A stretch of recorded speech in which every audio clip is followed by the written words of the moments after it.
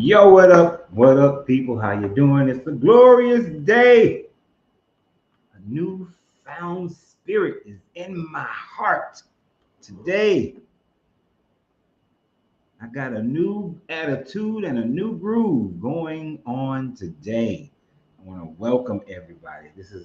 I'm really excited about our conversation today, especially if you've seen the video that I produced about an hour or so ago. It took me like all day to really be able to put that video out there. I really struggled uh, with putting that video out there today. So I'm excited. It's a brand new day. It's a brand new time. It's a brand new era. It's a brand new era. Crimson, how you doing? How you doing? Ooh, there's a joy in my heart. A leap in my heart today. Yes, indeed. Yes, indeed. I'm feeling it. I'm feeling it today. Mm, mm, mm.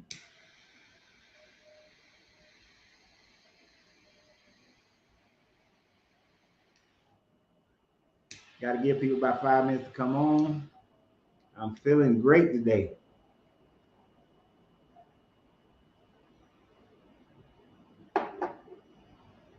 Mm.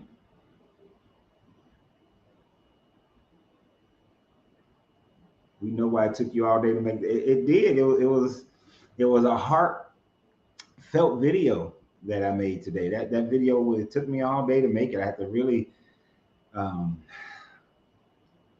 work on it. Yeah, last night was long. Last night was long.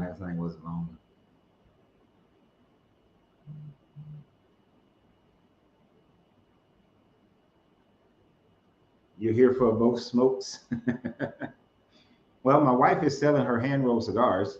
So if you contact me at uh, masteringyou10 at gmail.com, you can get those.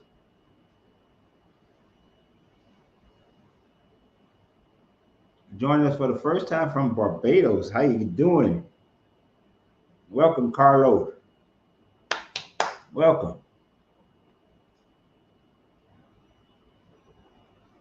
Everybody. Boy, y'all are quick tonight. Usually it take y'all like 10 minutes or so in order to get that first 30 people on here. Usually that takes like 10 minutes or 15 minutes for people to get on here.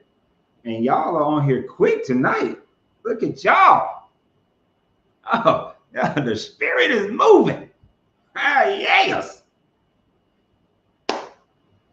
What's going on in here? How you doing, Alvaro Espinoza? We got some new names. Some new names tonight.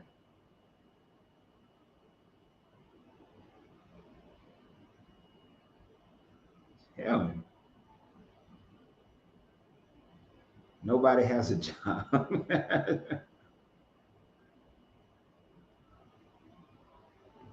You've been watching the videos. If you've been enjoying the videos in the past, you about to love the videos now. You about to love them. You about to love them. Yeah.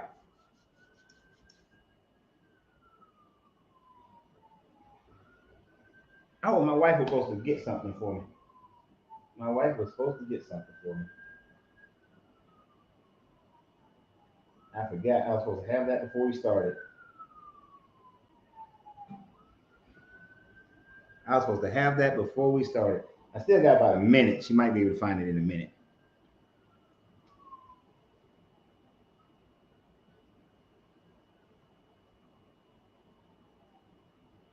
I asked that totally unloaded and genuine, curious. Let's see, what was the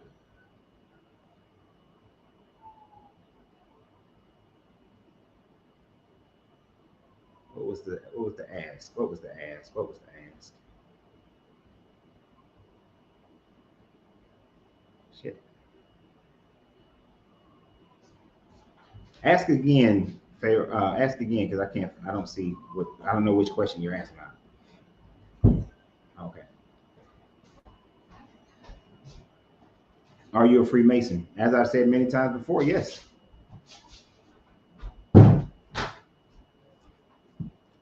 Yes, I am. Am I active right now? No, I'm not, because we moved to San Antonio.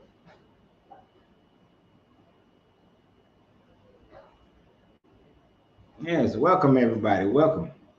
I need my wife to find this thing real quick before we get started. We talked about it, you know.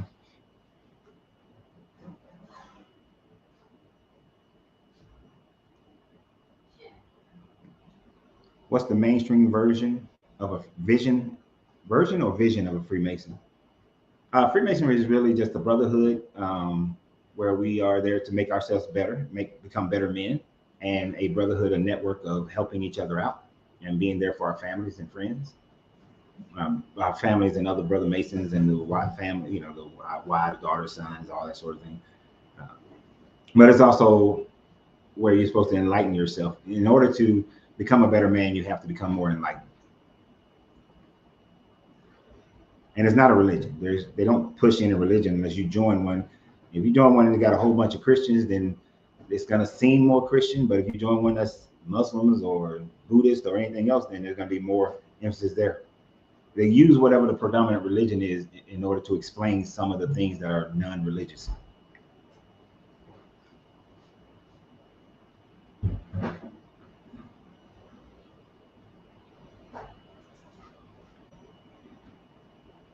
And most people only know about Freemasons through the negative things that people have said and don't know what actually goes on.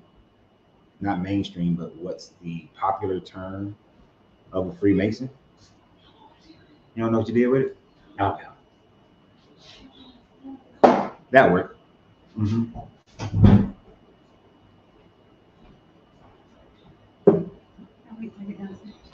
Hmm?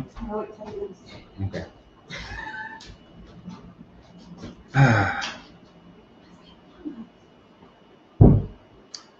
How do you even join one? You have to ask. You have to find someone who is a Mason and ask that person to bring you in. Or you can just go to a Masonic temple when people are there and knock on the door. But knock on it 3 times, just 3 times.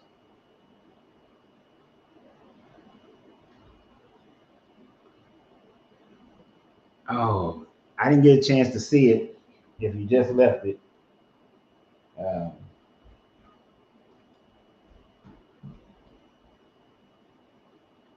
didn't get a chance. I was getting ready for this one. I had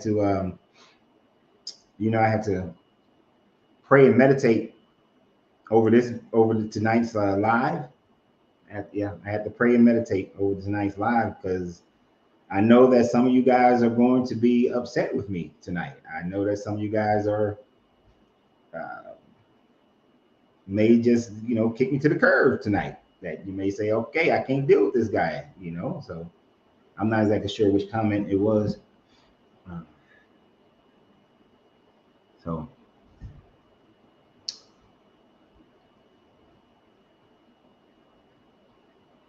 I'm sure there is one in Lawrenceville. I just don't know. I don't know of anyone in particular.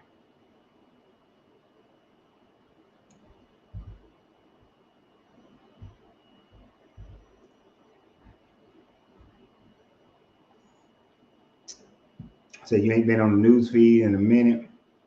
You felt like they had the morbid thoughts of that religious zealot got a hold. No religious zealot got a hold of me. God damn, y'all are on here quick tonight talking about deconstruction to reconstruction. Deconstructing from Christianity to Reconstruction to the way. Reconstruct to the way. All right. So let me go ahead. Let's go ahead and get started because I know there's a lot of questions. I know a lot of you guys have questions.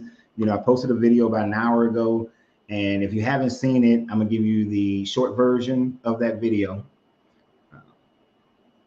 And in the short version of that video, basically, after we had our talk last night about Gnosticism and the Apocrypha of John, I had a dream. And in my dream, I meditate usually before I go to sleep. And I meditated, and then I went to sleep. And Jesus came to me in my dream. Jesus came to me in my dream. And when he came to me in my dream, He looked a lot like me, and he told me how, his image is an outward projection of self because he dwells within self, right? Like the Christ is within self. And, I can go through the whole dream again, but the short version is that he demonstrated, and then when I woke up, it was demonstrated in real time that the dream wasn't just a regular dream. It was like confirmation of the dream when I went to the optometrist because my contacts had rolled deep up into my upper eyelid. Like if you saw my eyes earlier today, they was like bloodshot red, you know. So basically, the Christianity as we know it today has bastardized what Jesus taught, what Jesus was here about. And when he was here then, that was his third incarnation on earth. And he's been here many times before. And the thing about it is that he demonstrated to me of how to separate the political lies and the political ambitions of people like Irenaeus and Jerome and Justin Martyr, and how the church became a political body, and how those things were separate. And he showed me how to separate those. But he showed me that separation comes from what we call the Gnostic writings. So, the writings at Nag Hammadi's, some of the other writings that we found, in other places. And he showed me the spirit of those writings that like, although some of the aspects of the Apocrypha of John are, man created as well, but the core of Gnosticism, the core of the idea of it, hold on, that one guy, but that the core of it is the actual truth. And so I wanted to come on here and share that with you guys because the Oscar, I did have an Oscar. The Oscar goes to me. I want to thank everybody. There was at least about 4 or 5 people that didn't realize that today was April 1st. There was at least 4 or 5 people who had never heard of me before who came on to the channel, and they were thankful. So I want to thank those people for believing in me. I want to thank everyone. For those of you who thought that it was April Fool's, but on here, you was ready. That one guy was ready.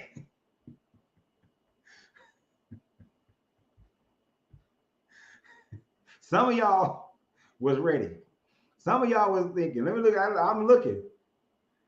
Lord Afondor, he was ready. He was ready. Was ready. Y'all was ready. Y'all was ready. I saw it. And I was about to lose it. So y'all was ready. My wife used to have a little Oscar trophy, but she couldn't find it. But y'all was ready. Y'all was ready. I don't have an Oscar trophy, so.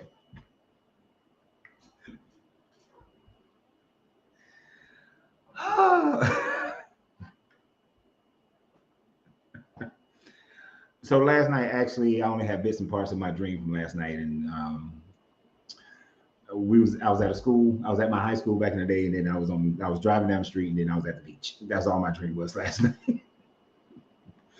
I did not meet Jesus in my dream.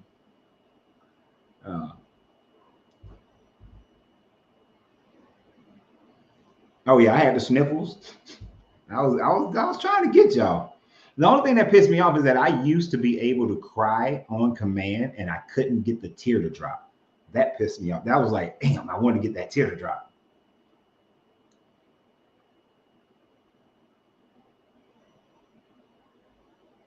I wanted to get that tear to drop.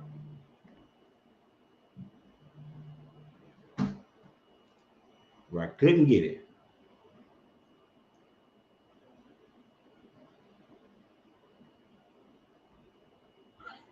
Sheila said she's gonna find one.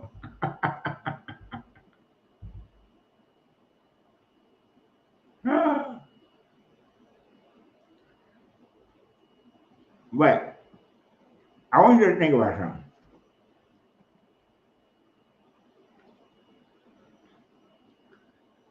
I was trying to get the tear to drop, but I couldn't. Now, I thought about my grandmother passing away. I thought about when my oldest child had a drowning incident. She didn't pass away, but thought about that. I tried to think about, the things that would make me cry, but I couldn't get it. But I really wanted to do it. So, said Sean said, pull a nose hair next time. You even with the tears, you wasn't gonna fall for it.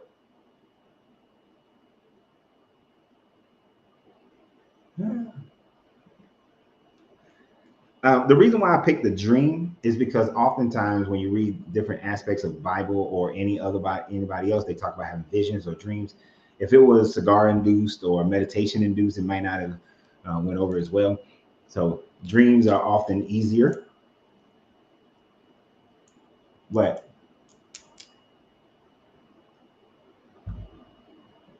yeah, I didn't get Brother Littlefoot. I didn't get him. The first 6 or 7 people that commented pissed me off because none of y'all believed it. So if that had happened for real, you mean tell me y'all wouldn't have believed it? I'm feeling some kind of way now. I'm feeling some kind of way about that. Y'all wouldn't have believed it. Y'all would have thought that I was on here lying.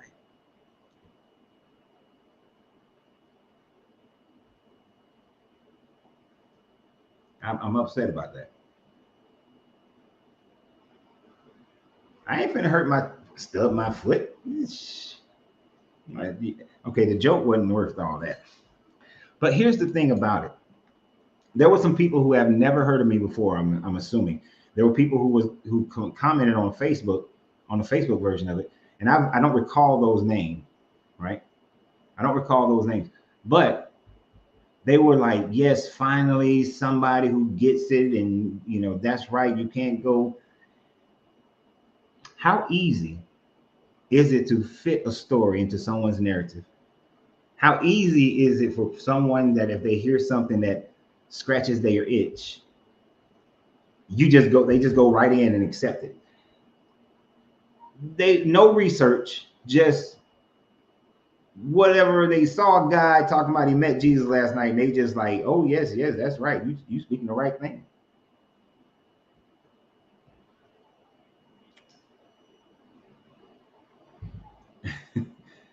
Well, you say you would have believed me only if I brought him and showed the wounds, but I said that he didn't die in the way that they talked about in the Bible. I made sure to say that. I don't know if you caught that part, but I was trying to make sure I covered that argument.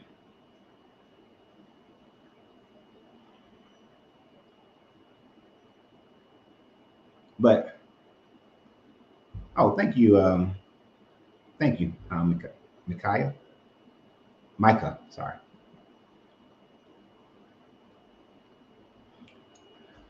But we are so ready to believe stuff without actual information. And this is why we deconstructed. This is why most of us have deconstructed, because you can't come to us and tell us these kinds of stories. But remember when you was in church, remember when you was, and someone would come up and they would talk about how they had a vision, or God spoke to them, or Jesus came to them, or something like that. They would say something of that realm, that last night I had a dream, or I had a vision, or I saw the ripples in the water, and God is speaking to me, and God told me to tell you this, or God told me to just go and do XYZ.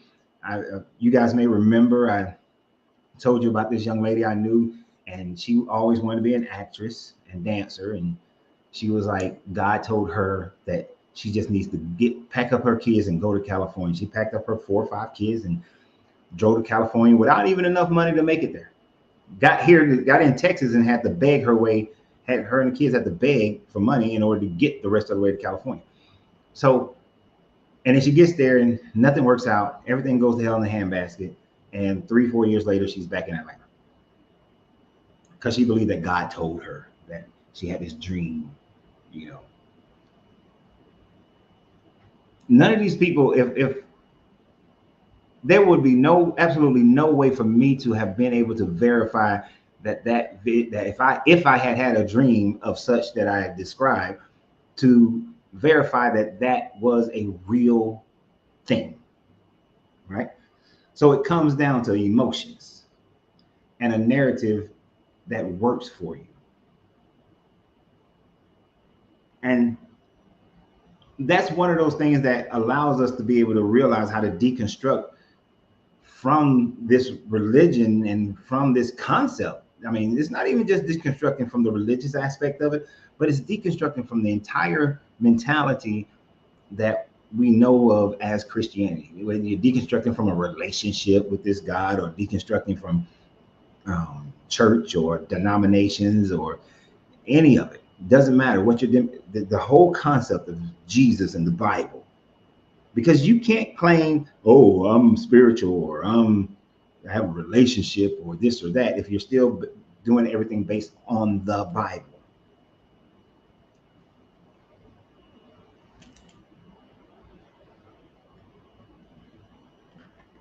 Jesus is the most common name that people know, but Jesus is just an interpolation. It's not a translation, it's an interpolation. Not interpolation. That's not the word.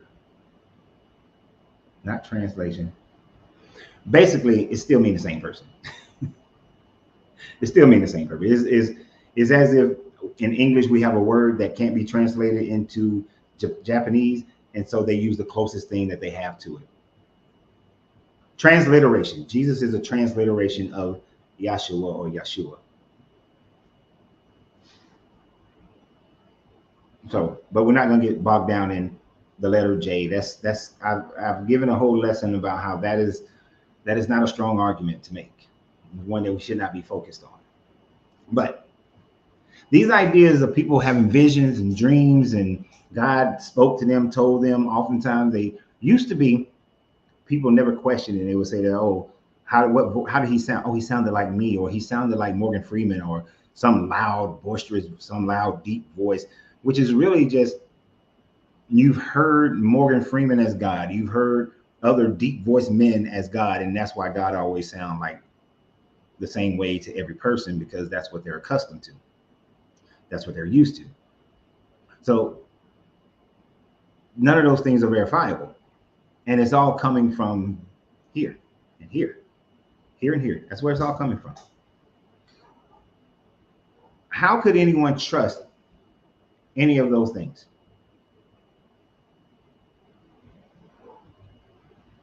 Unless only if you are emotionally attached to it, can you trust it. And this is why religion, this is why all religions play on your emotions. They do, they play on your emotions. I want you to think about something for a second. If I maintain that narrative of this dream that I had, if I had maintained that narrative, and then I continue to maintain that narrative over the next 5, 6, 7, 8 years, hundreds of thousands of people would come to me because of the emotion that was spoken of in that vision, in that dream. And if I continue to play on those emotions of hope, those emotions of wishing, that emotion of despair, and that emotion of helplessness, but there's this hope, and the people who've been disenfranchised from the church, who's tried the church way and tried the Christian way and it didn't work, but they still want to hold on to Jesus or to hold on to what they've been taught, they'd come running. They would come running. Because if you think about in the way that I was saying, I said that he is going to continue to come to me and teach me more, continue. So every so often, I visited with Christ again. And this is what Christ has given me. And those more and more people would keep coming. Way more people than we get here. Way more. Usually in the 24th minute, we only have about 30 people here. It's 70 something people here right now.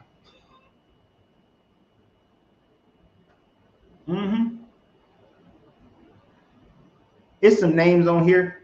I don't even know who the hell. I ain't never seen those names before. Never seen them before. Because when you go, and this is what the churches know, when you go after a person's emotions and you bring a little bit of thinking, you create a little bit of logic that you can attach to the emotion, the person will start to follow it, and they'll be with it. They'll walk with it. That video I made, unless y'all are just sharing it to, unless my people who know me are sharing it as a joke, no one should share that video. It shouldn't have any shares. Because if you know it's a joke, you're not going to share it because you know the people you're sharing it to may not take it as a joke. But some of those people who attach to it emotionally, they're going to share it. They're going to share that thing because here's a testimony. Oh, we got somebody who walked away from Jesus is coming back to Jesus. They're gonna share it. They're going to share it.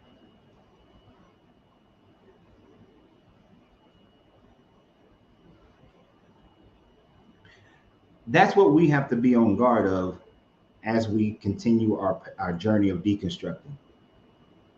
Because, and this is why sometimes I talk about finances. Sometimes I talk about relationships. This is why I created the relationship channel. But this is why I talk about those things sometimes, is because if you get caught in a physical down, you can then get caught in an emotional down. And when you get caught emotionally down, that's when the Christians can come like vipers. And that's when the previous religion that you was in, the Christianity you was in, come like vipers. How many people, how many of you were told that when you walked away from Christianity, that your life was going to go downhill?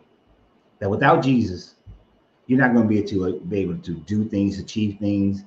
It's going to be hard. That only with Jesus can you have greatness. And I want you to think about that. They'll tell us that.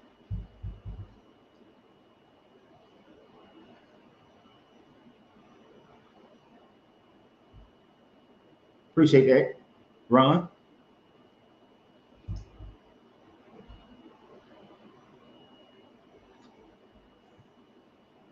That's what they're gonna say. Trauma, this uneducated. You know, I was waiting on my James to show up, but he didn't show up. And see, Debbie didn't share that because she know it's like he full of shit. I know he bullshitting.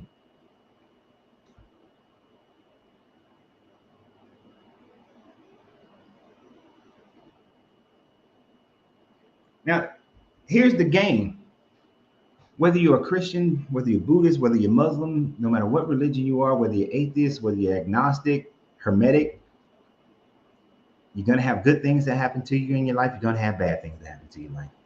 Some things are happening negatively and some things are happening positively because of the decisions that you make. Some things are happening negative or positive based on other people's decisions who have enough influence to be able to influence your life. Like if you work somewhere, if they decide they want to fire you, you ain't got no control over it. That's somebody else's will overcoming your will to work there. You see what I'm saying? So everybody's going to have their ups and downs. It's when you implement religious, spiritual bullshit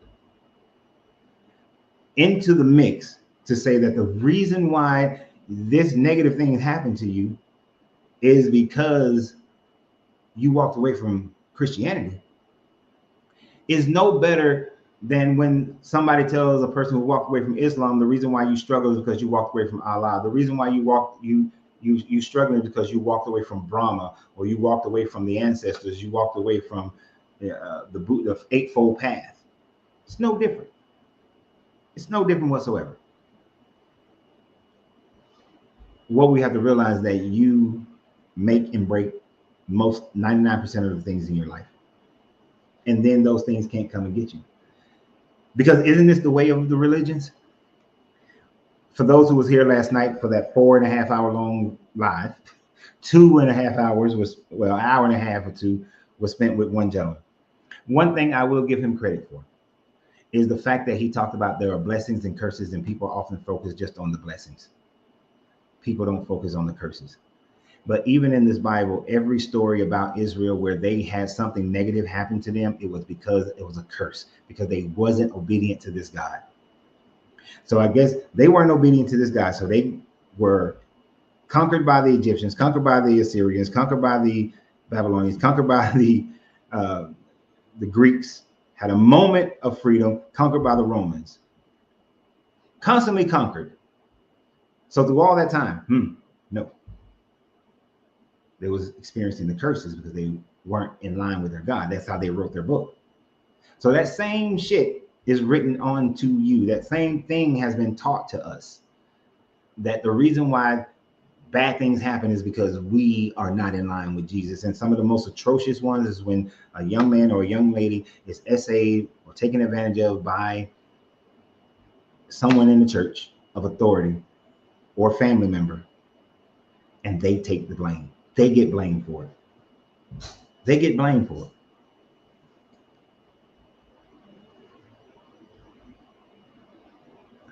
When I had a sinus infection, they told me that the reason why the deacons couldn't heal me was because I didn't have enough faith. I didn't have enough faith. That's why the deacons couldn't heal me. My level of faith should not have mattered. Close the doors. That's right.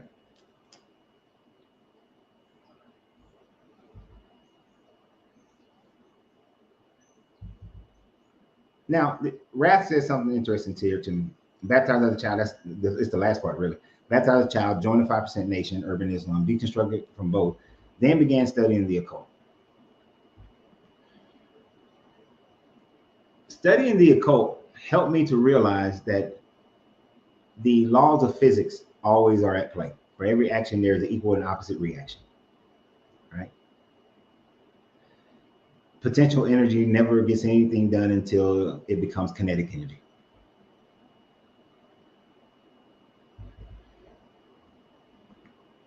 I've done 2 videos about that one. 2 videos about that one. So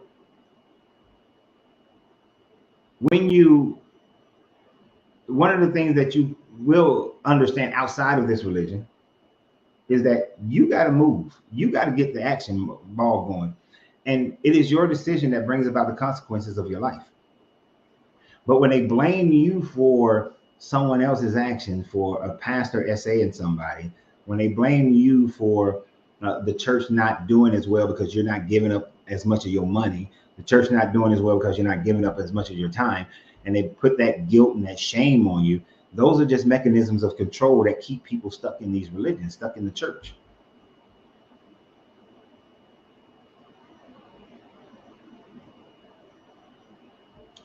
Deconstructing from it is realizing that you cannot allow those, yes, thank you, Trauma, those manipulations. You can't allow those manipulations to work. And see, like, this is a manipulative statement. This is a manipulative statement. Jesus loves you. Don't believe in Jesus. Jesus never existed. The Bible, Jesus never ever existed. How can a being that has never existed love me? And oftentimes when somebody tells you what happens, okay, y'all remember when you was dating somebody and the first person said, I love you. How many of you felt compelled to say, I love you back? How many times have you told somebody that you love them, but you really didn't? But because they said it to you, you kept on being around that person because you felt obligated now to that person because they said that they love you.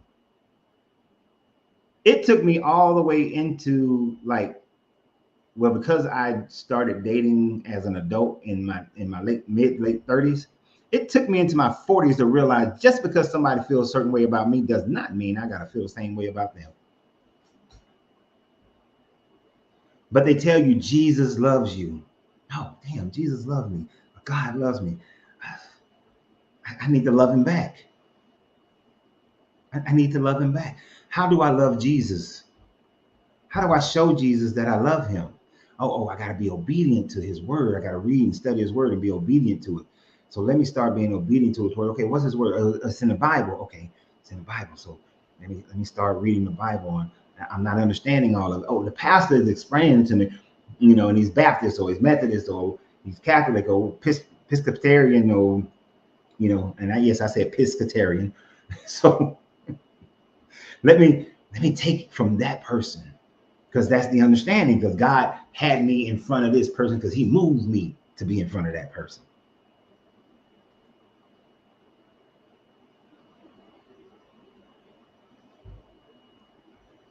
It's all a scam. It's all an emotional scam.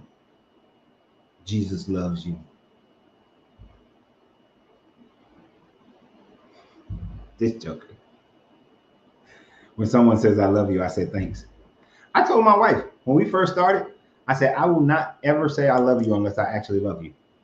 Like, if you start loving me first, and yes, I'm not lying when I say this. I told her, if you start loving me first, which you probably will, I still may not tell you that I love you, but it doesn't mean I don't want to be around you. It's just I haven't gotten there yet. And yes, she did start loving me before I started loving her.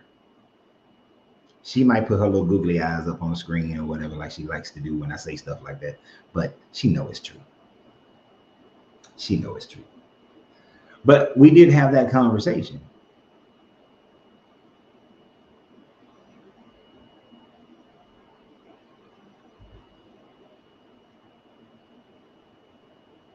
So religions, Christianity is set up to manipulate you emotionally so that you feel obligated to follow it. It tells you that if you're suffering, you are suffering for the sake of Christ. You are suffering in order for you to be an example. And when all comes to a head, your suffering will put you first in line. Why does there have to be a first and a last? If you are all going into this heaven, it's one time. No first, last. What? You get to go first, so you get to go pick out your room first? You got to go pick out your mansion first? Is that what being first means? Now I know they were trying to make a distinction that the people, the people who are rich and they got everything, their life seems to be easier, they're not suffering, they got food in their bellies, they're going to be last, but they still getting in. I said that to a pastor one time. I said, you sitting up here saying that through my suffering, that the first will be last and the last will be first. But at the end of the day, we all getting in. So I don't really care if I'm last as long as I get in. So I want some ends right now. I want money. I want to make sure I got food in the house. I want to use my car without having to check my bank account. I want to go on vacation when I want to go on vacation. I want to thread through that eye of a needle as a rich man because I'm not materialistic. I get that understanding, but I'll be damned if I want to suffer so I can be first, because at the end of the day, we all get in, right? He didn't know what to say. Had no idea what to say.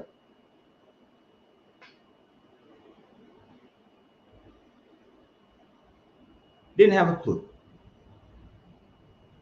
The first will be last and the last will be first. Hell, everybody's getting in. That didn't even make sense.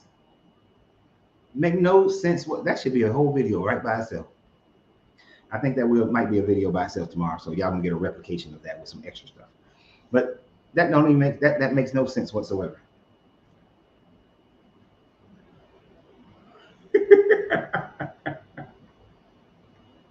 That the land of milk and honey because I'm lactose.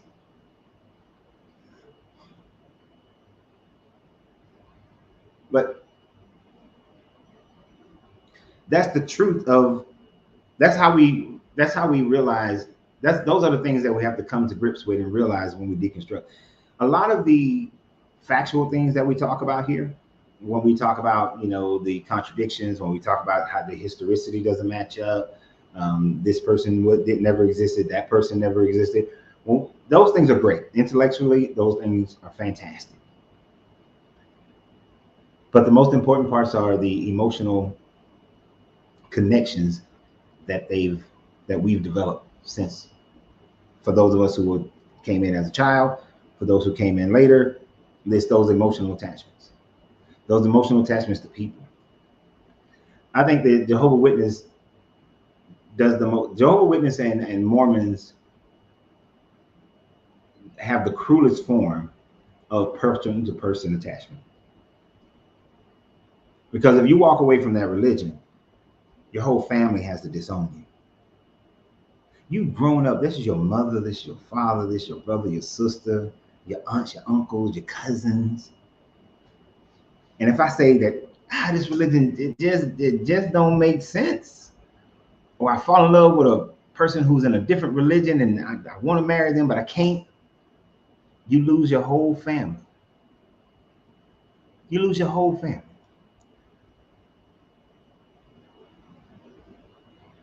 I personally know of at least about 12, 13 people who are J Dubs who want to leave the religion, but they can't because they cannot stand to lose their family.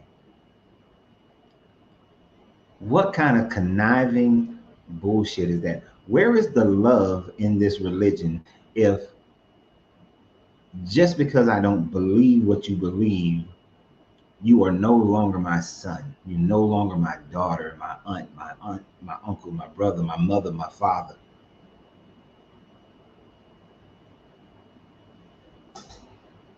This is why that God, see, that God don't want you to have those types of attachments. This is why he told him the firstborn males of Israel belong to me in the same way that the firstborn calves belong to me. Now we know that was child sacrifice, but he wanted to make sure that they identify with the fact that your familiar relationships, they don't mean anything. They mean nothing. Thank you, Jeremiah, for becoming a new member. I appreciate that. Thank you for supporting the channel in that format. There will be more and more additional members only videos that start coming out. So thank you for that, and subscription videos on Facebook. Yeah. And this happens. A lot of people, family members, they disown them because they leave Christianity. Mine didn't, thankfully, but many of them do. And I feel for you, Josue. I feel for you because I can't imagine. I've had family members want to step away from me, not because of my leaving Christianity, is because my straightforwardness and telling them the reality of shit as far as how they act. But to leave because of a religion, because of a make believe, something that you cannot prove, some bull. But that's the emotional attachment that's created.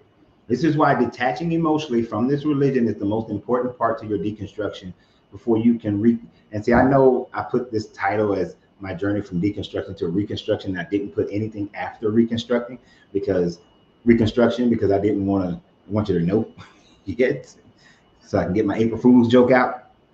Which, by the way, this is the first time in 15 years I've done an April Fool's joke, just to let you know. But I lost my train of thought.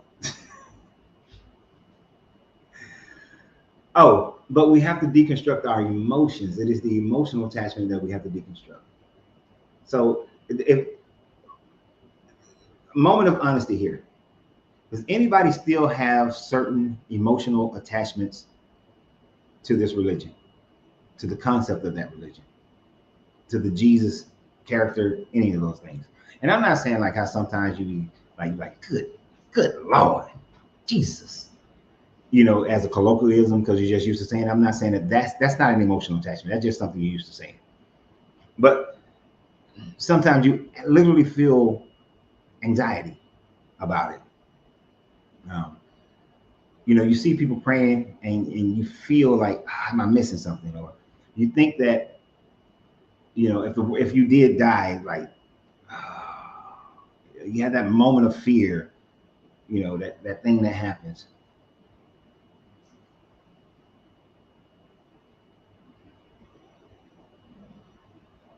All right, I'm getting a lot of nuns and nope and absolutely not.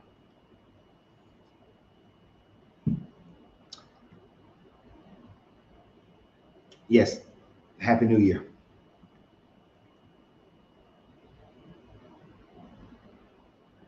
Okay.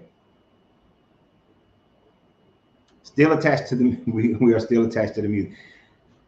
I'm Now, music is a little hard because sometimes you just got a good song, just the good vibrations of music can make you feel some kind of way.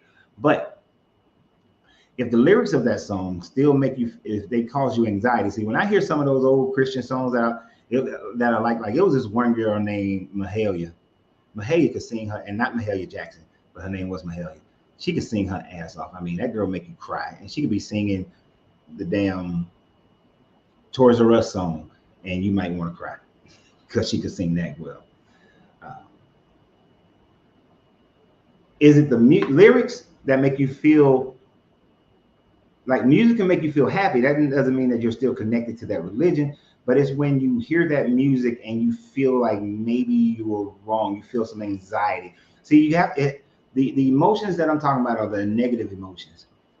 And we're feeling them in a negative way, which would be when you feel the fear, when you feel the anxiety, the loneliness, those types of feelings.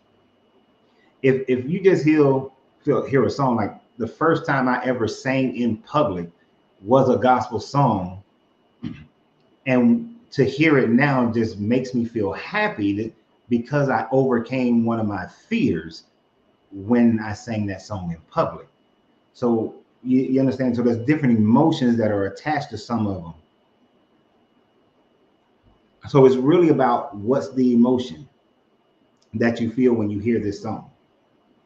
What's the emotion when you hear something preached? Tammy said, kinda.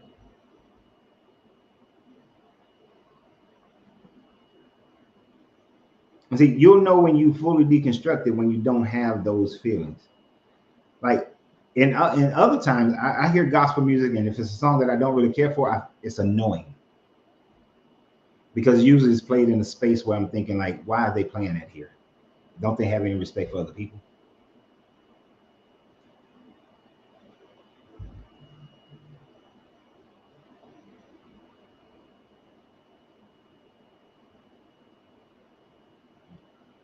Trauma, we know that you just on something.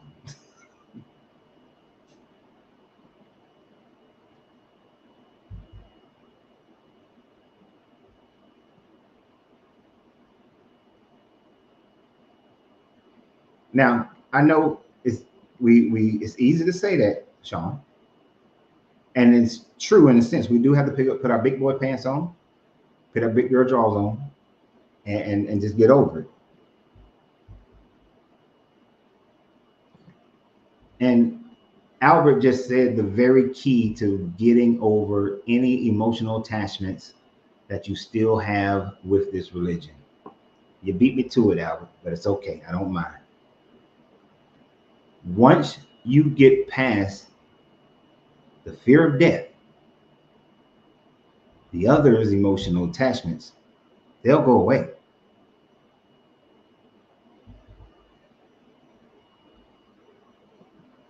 And I understand what you're saying, Stephanie. And I used to do that too. And I used to think that I was doing it out of respect. But then I thought, when I meditate, are they gonna own with me?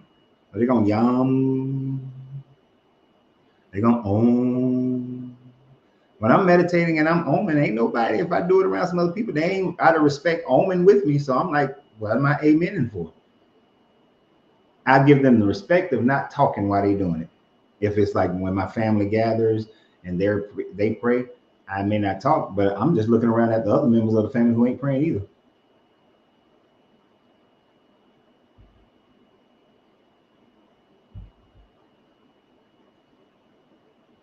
But when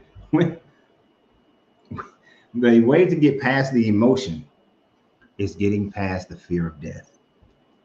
Because the whole fear and the fear of death is two parts. One, there is just the human physical fear of death. You don't want to die.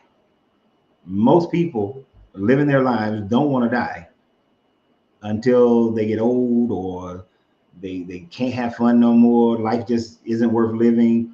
Most people don't want to die. Just the physical aspect of it. The other part is the fear of what's next. What's next? Even Christians, most Christians, I'm going to say, are afraid of death. Christians hold on to life just as much as anybody else. You can have if a Christian wasn't holding on to life, then every Christian would have a do not resuscitate. Do not resuscitate. So that's what a DNR. They would have DNRs.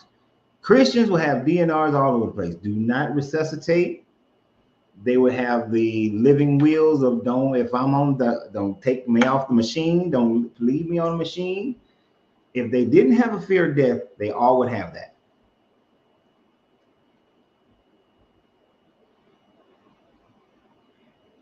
If they didn't have a fear of death, they wouldn't be crying at funerals. They'd be celebrating. They all scared. They're scared of death. I've seen it in the eyes of many Christians that when you start talking about death, they are afraid of it. If I talk about death to my aunts or my mom, they are afraid of it. Matter of fact, we tried to have a conversation about my mother's arrangements some months back, and she was like, "I don't want to talk about it. I don't know," and she got mad. Why y'all talking? This is how my mother talks, so I always imitate my mom. So, I don't even know why y'all called me and put me on this phone and y'all telling me about this. I don't even like talking about this kind of stuff. Shoot. Y'all just whatever y'all want to do, because I don't even want to hear it. I don't even want to talk about that. Got me thinking about that now. I'm upset. That's how my mama talks. She fuss. If you assured of where you going, why are you scared? Christians are standing in church all day. I'm going to heaven. We're going to heaven. We all going to heaven. I believe in Jesus, the blood. That I'm saved by the blood. Whoa, yay, woohoo! But they're all afraid of death. So for all of us, we can take two steps, two different point of views, right? The first point of view that'll help you realize it, that'll help you get over death, is to realize the fact that you don't know what the hell's gonna happen. Nobody knows. Nobody's proven it. Nobody can say that you're gonna go to heaven. Nobody's gonna say you're going to hell. Nobody can say you even exist anymore. That all your energy that dissipates into the ether. It's the whole, we watched the Lion King Mufasa the other night. It's the whole circle of life. You don't know. You can go into oblivion. You have no idea. And to be all right with that, you don't know. Nobody's proved it. If you think about it, the Hindus have their hell and heaven, the reincarnations, because reincarnating is hell. You know, you got the Jews have theirs, the Muslims have theirs, the Christians have theirs, the ancestors, the different ancestral religions have theirs. All 4,200 different religions got their own afterlife. And then when you look at the ancient religions, they all had their own afterlife. And people don't believe in the afterlife of Zeus and them no more. They don't believe, most people don't believe in the Kemetic afterlife. People don't think you can pay the boatman. When the last time you've been to a funeral and somebody, you know what, next time I go to a funeral, I'm going to put 2 coins on their eyes. But nobody's putting coins on folks' eyes.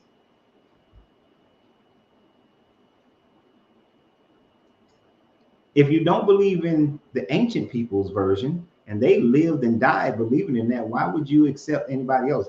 If I told you that, you know, if you deconstructed from Christianity, right, and I asked you the question, are you afraid to go to Hades and meet Hades, or are you afraid that you're going to come up to the scales of Ma'at, and that your heart will be heavier than the feather of Ma'at, and that was it Sobek or Amenet? I think it's Amenet is going to come and eat your heart, and you're going to, you know, be in despair. Does that cause you any emotion? Does that make you feel some kind of way, a fear of death? Does that happen? Yeah, be trapped in the endless cycle of reincarnation would be hell.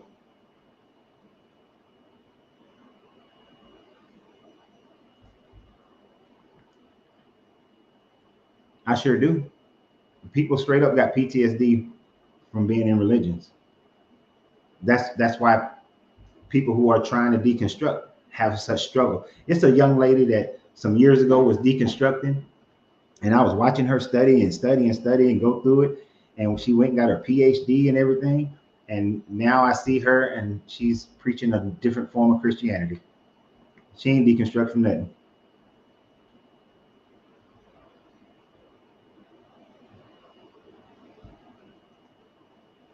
Oh, Amit, thank you. Yeah, but so if you don't fear Amit, why would you fear the lake of fire? If you don't feel going to fear Hades and going to Tartarus, why fear the lake of fire? For all the other religions, you don't fear their hell. You don't fear reincarnating into this world with your unsatisfied dharma and being in a lower caste. Why fear theirs? It is only because that's the one you grew up with. That's the only reason, because that's the one that you were indoctrinated into. So think about that logically. If the only reason I fear the death of their hell is because I grew up in it, because if I had grown up in any other religion, I would fear their version of death, their version of hell. That's the only reason you fear it. And there is absolutely nothing to fear about it. And here's the other perspective. And this is going to sound like I'm being a smart ass. When you die, can you do something about it?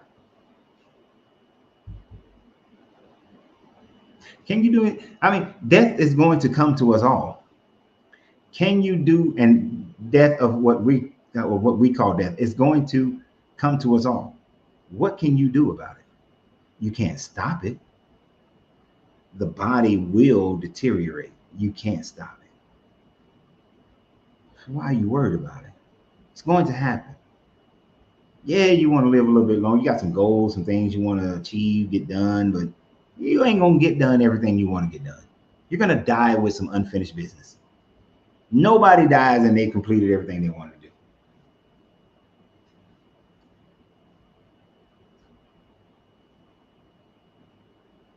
Oh, yes, young man. It was an April Fool's joke like a champ.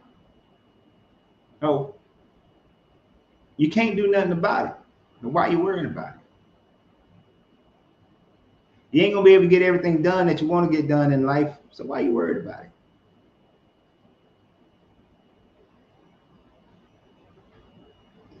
Now, this is legit. This is legit. I'm just worried about how I die. That's legit. I'm not going to put. I used to want to get into one of those cages with the scuba gear on and the sharks be swimming around you. And then my wife showed me where this shark got into the cage.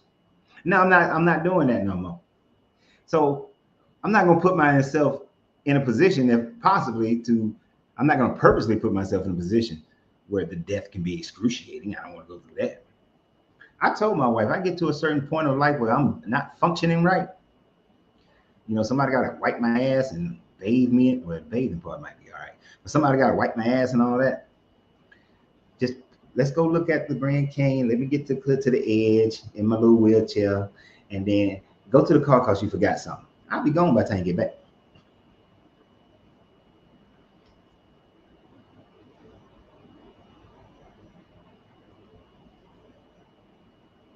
But you can't do nothing about it.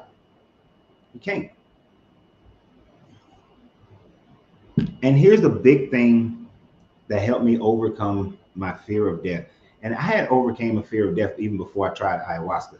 Oftentimes people say when they try ayahuasca, they realize they come away with it without fearing death. But I had gotten past that fear of death even before then. And that is the realization that there is no such thing as death. Energy cannot die. It cannot. Energy lives forever. It is persistent. And then what I added on to that in my understanding is the fact that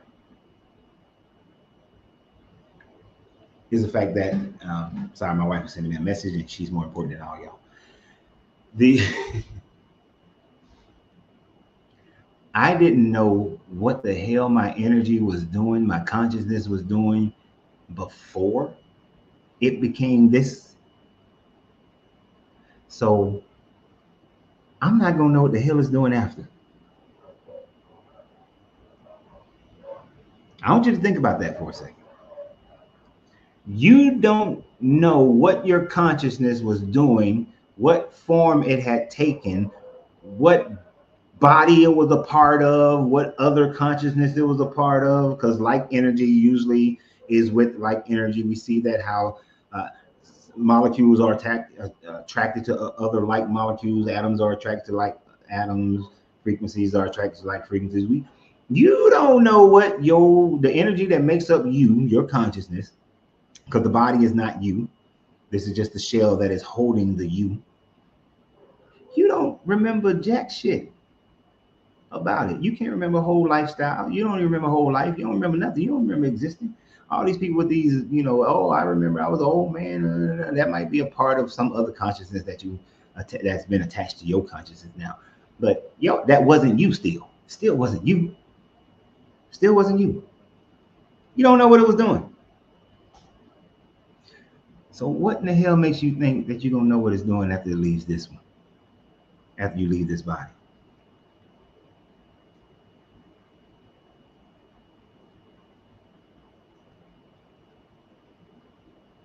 First, he lied to himself. See, he was never a Christian. You know what, Robert? I used to argue this point with people. You don't know what I used to be. You don't know what I believe. And here's the thing. It's not even worth the argument because you don't know. Christians are the most judgmental people. The most judgmental people. And when they say that, just so everybody can know, when the Christians got to make this statement, really they're making this statement because they need to reaffirm to themselves they lack and have an insecurity within themselves, and so they have to discredit whatever you experienced, whatever you believe, in order to make themselves feel better. It's sad. I actually feel bad for them. Well, back to the subject matter.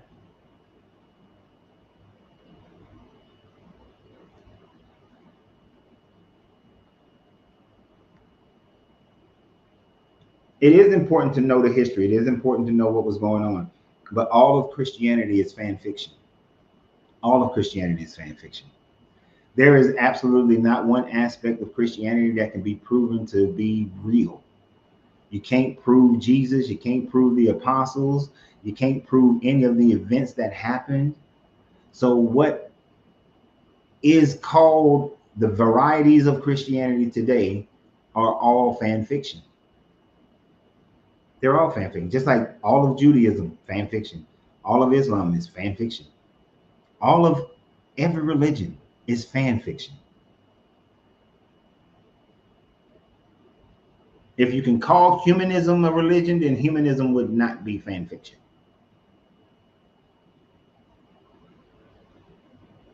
But I actually think of humanism as a philosophy more than fan fiction. In the same way I look at Buddhism and Taoism and Confucianism as philosophies, and Hermetics as a philosophy. But religions, deities and worshiping deities and all that, that's fan fiction. All these miracles, fan fiction.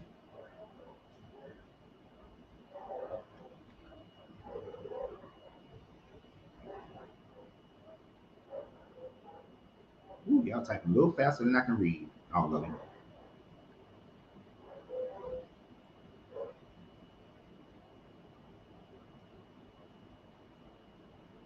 Okay, I lost what I was looking for.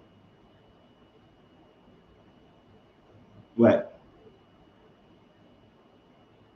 Exactly. They're all like Marvel comics. Could you imagine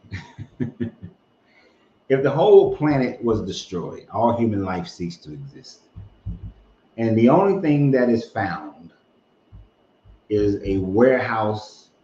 No, fuck a warehouse. The only thing that is found is my comic book collection. 2,000-3,000 books. the only proof of our existence.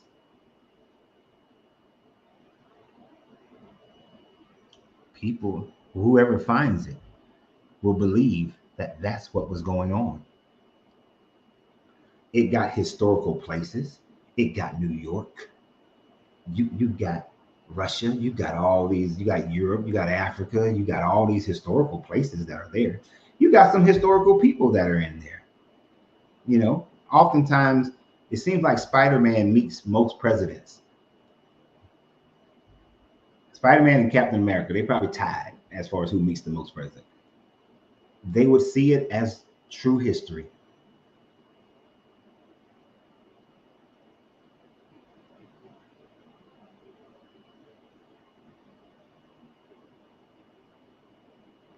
They would think it's real.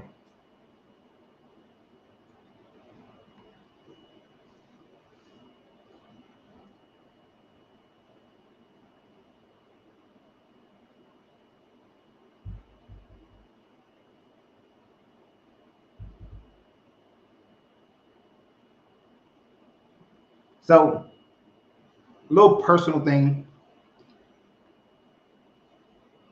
So, it's, I know it's long, but it basically has that Martin Luther King feared death. That's the only part that I'm really answering here. Because my pappy knew him, lived on the same street, they knew each other, confided in him one time that he does not fear death because he knew that he was a target. The only thing he feared was leaving his children without him being present. That was the only fear he had.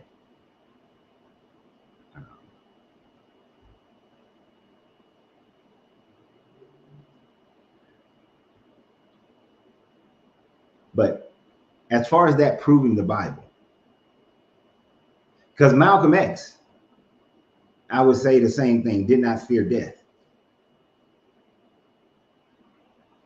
So does that prove Islam?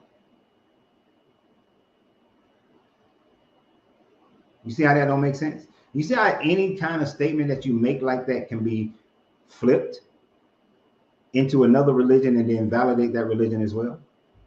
Gandhi didn't fear death. Hell, JFK didn't fear death. So was he a proof of the Constitution? Was he proof? The religion of the Constitution. Is that proof of Christianity? No, it's not proof. You see, y'all, the arguments that y'all make are very weak. It's a very weak argument because he didn't fear death. There has been damn near every Marine that I served with during Desert Storm, during Bosnia, during evacuating Liberia, almost all of them did not fear death.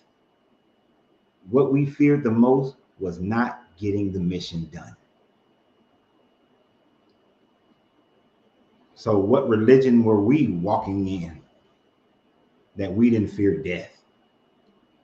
And see, that's another tactic. Let me invoke the respect that you have for Martin Luther King, attach him to my religion because he practiced that religion, which then validates the religion. It validates a man who believed in a vision so strongly that he was willing to give his life for it. But Jim Jones and David Koresh also believed in theirs. The dude in charge of Falls Gate also believed in his. Hitler believed in his vision and gave his life for it as well. So did Lenin, so did Stalin. They believed in it and gave their lives for it. Idi Amin believed in his and gave his life for it. You see how that argument makes no sense? It can be looked upon in any different direction, in 11 different directions. Doesn't prove anything.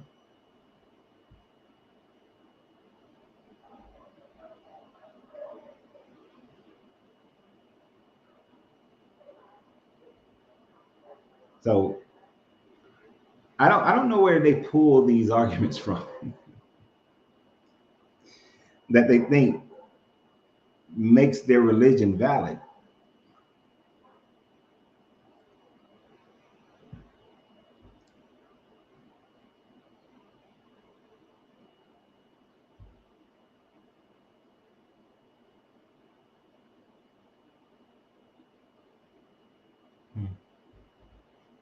it's funny that you can say that you don't fear death in a manner that it didn't have anything to do with you not dying.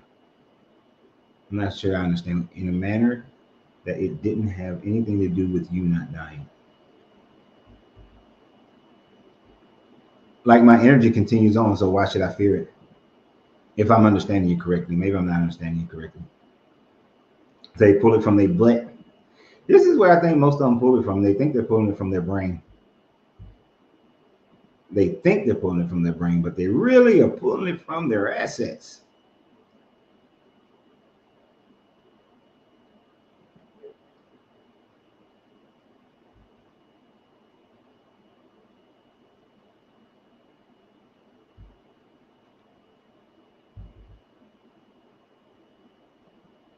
Yes, you missed a lot. You missed the whole joke from earlier.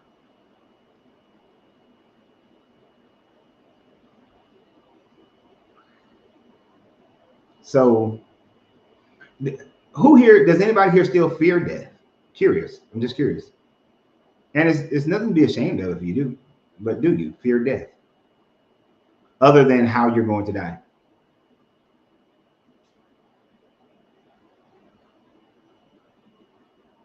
Because it's funny to me that Christians love and they're so caught up in the end times, the end times, the end times. Now, I understand why American Christians are wishing and wanting for the end time, because most Protestant American Christians believe in the rapture. So they don't think that they're going to have to deal with all the bullshit. But it amazes me they're ready for this end time, but let them be the ones that have to face, take this mark, or you can't eat. I guarantee they have to be taking that mark. Good. Okay.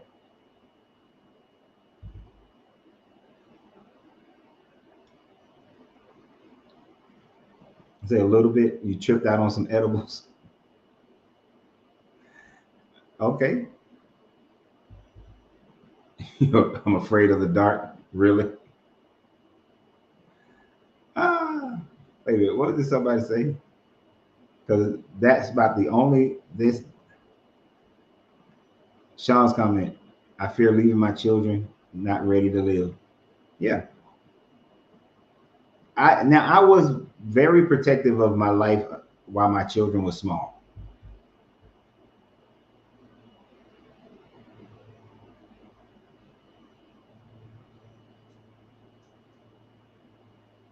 I know I'm with you, Boondocks. I love the dark. Sitting in the dark and getting into a meditation, I can see so much stuff. It allows my mind to be free from distractions. This joke. I had to put it up there. Hey man, it ain't hard to do. Don't get you can find somebody. There's plenty of people.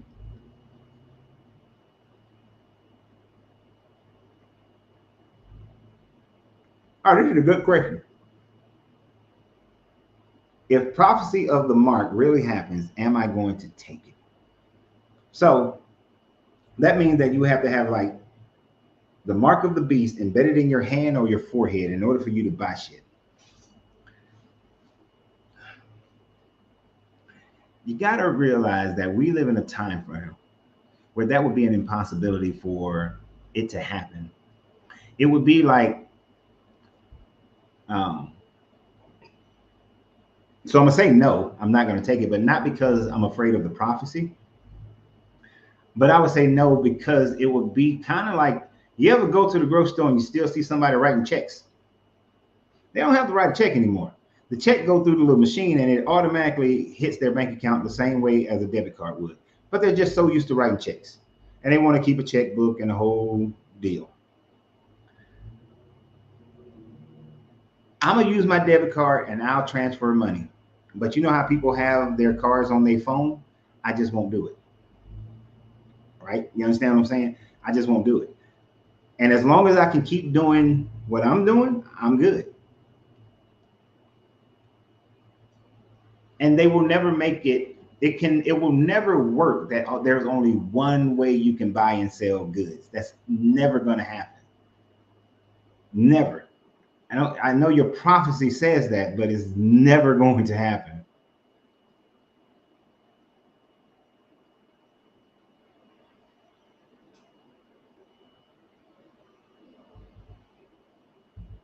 You're never going to see that.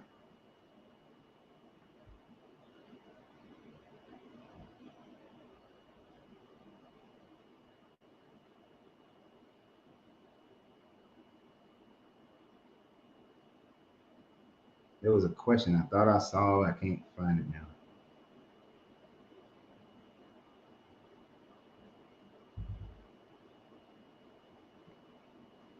But see, the things of Revelation wouldn't be able to happen. I feel death with my credit cards. I mean, let me check. Let me see something. Um, what is the order of things to happen in Revelations? I hope that's the right question to give me the answer that I'm looking for.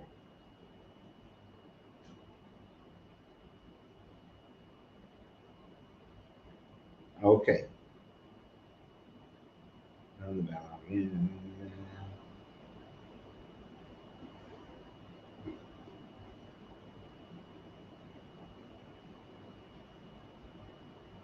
Hold on. This is going to be even better. The churches, John in churches, addresses the churches.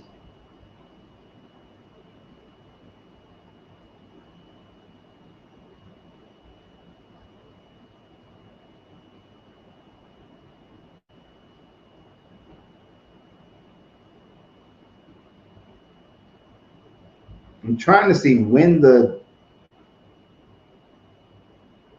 in that first 3.5 years.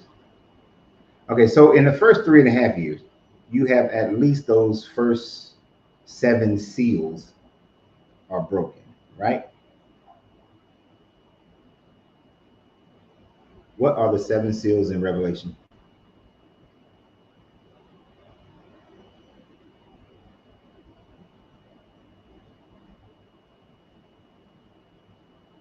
The first is the white horse representing conquest and world and a war. The second is the red horse representing war, bloodshed, and the rider and signifying loss, peace, and widespread conflict. Third seal is the black horse representing famine and economic hardship, and the rider, had to scale with people as scarcity of food. The fourth is the pale horse. So you gotta think about there's major wars is going on. There's a famine, scarcity of food, widespread death, and then the souls of the martyrs screaming out, and cosmic chaos, including earthquakes and falling stars, which is crazy. So those things happen before the mark of the beast happened. There ain't gonna be a monetary system if all that's going on. There won't be a monetary system. How can there be a monetary system? Now, let me see. Hold on, let me check something. Does the Antichrist come before the 7 seals?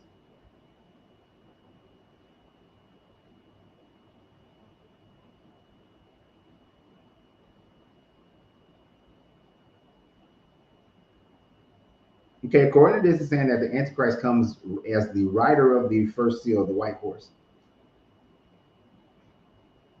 I have never understood it that way.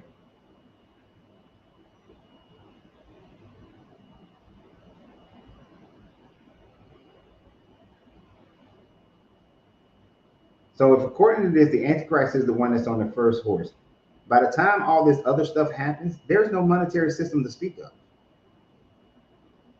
There is no civilizations.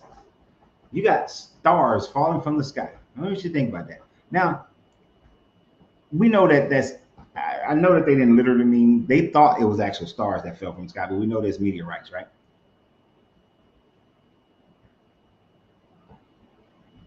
But if you got earthquakes and stars falling from the sky, we went through world wars, and you got famines, and people are just dying, and there's so much scarcity of food. There's no civilization.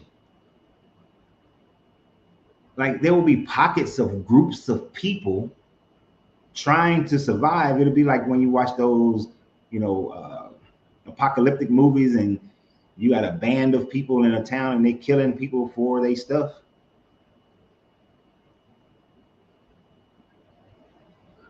There's no control. There's no monetary system of value. Value will be food, water, and clothing and shelter. That'll be the values, and guns, if it happened right now.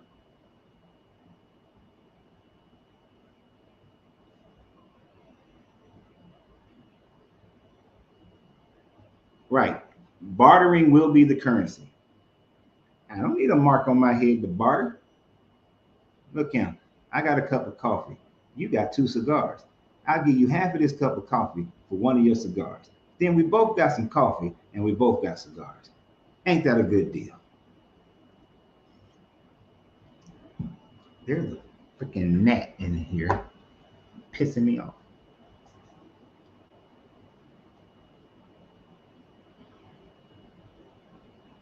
Don't need all that. But if by some freak of nature there's a monetary system and this is all based on some mark that you got to have, and there's no other thing going on, which I doubt, because there will still be bartering.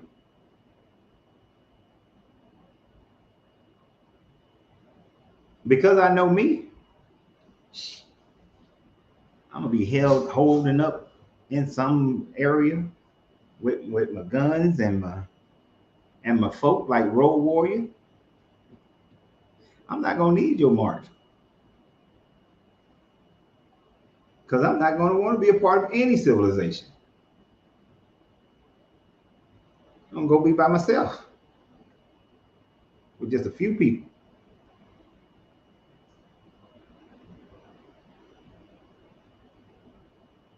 But no, there's not going to be any need for a mark. I don't think a mark could ever happen. I think it's all bullshit. They used to say having a social security number was a mark, but yet not everybody in the world has social security numbers.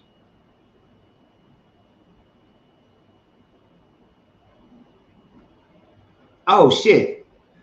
Papa said this earlier. I got this book downstairs. Parallel Sayings of Jesus, Krishna, Buddha, and Lao Tzu. I got that book downstairs. It better be downstairs. If we left that book when we moved, I swear to all 3 levels of hell, I'm gonna be pissed, because it was the last copy that Barnes and Noble had. But that is a great book. That's awesome. I love that book. A lot of the Jesus sayings they pull from the Nag Hammadi writings, but that is an awesome book. That is a. I don't know why I went back to that comment, but now I just felt like I need to go back to Papa's comment, and now I see why. It's a great book.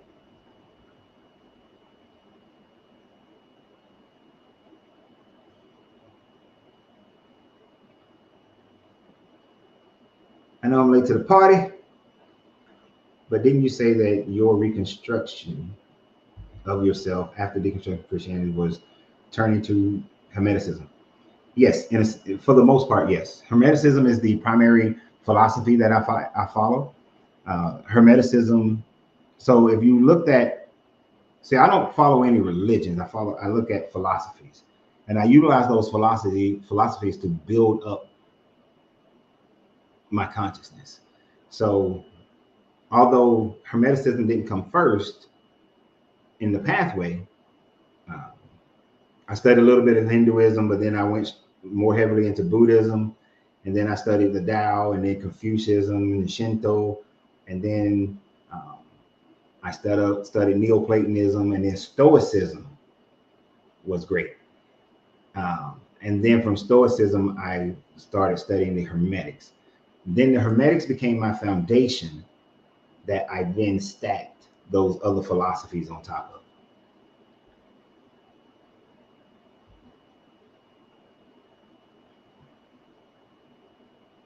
but I don't have so I don't follow any religion, but just philosophies of how to live life and increase my consciousness.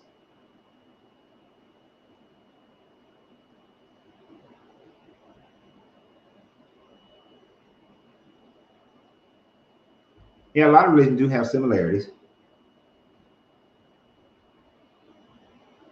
I don't know the Vedanta philosophy in Hinduism. I don't know I don't know that one. But I do like the Tao. Actually, y'all don't get mad at me, but only because I just saw voiceover by Stephanie Marie come up. I did think that some of these things that I read, that I was going to do I was going to do an audio voice recording of them, and I'm going to put them on this page, like the Gospel of Thomas, the Gospel of the Apocrypha of John, the Tao, especially the Tao, the Hermetic principles, and I was going to put them on here.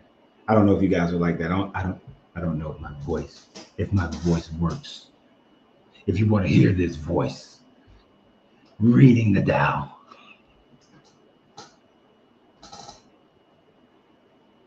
but it doesn't matter if you want to hear it. I just want to do it.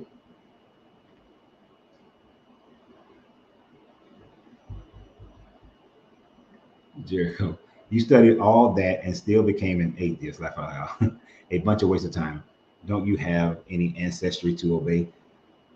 Well, that sounds rather rude. But first of all, at no point did I say I was an atheist. I am more of an agnostic. There is not enough proof, but I'm open to the fact that if it could be proven, I would accept it, but it cannot be proven or has not been proven. We don't have the technology to prove it. We damn sure don't have a philosophy to prove it. Okay, you like that idea, Raph? Cool. But I'm not an atheist.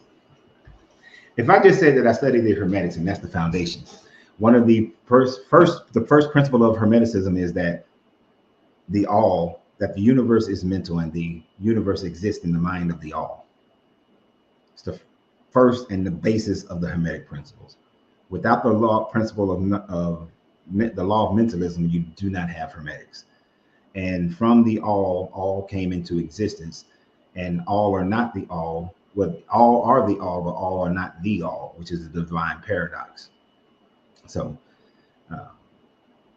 there is the idea that the all could exist, but I accept the fact that it will never be proven. No matter how much my consciousness grows, there will never be a point in time where there is solidified proof that the all exists. Because the all, just as we talked about yesterday with Gnosticism, with the Pleroma, it is unknowable. It is unmeasurable. It's unnameable. You cannot describe it. You cannot know it. You cannot contain it. It is beyond comprehension of your mind, in the same way that Spider-Man can never know Jack Kirby or Stan Lee. Can never happen.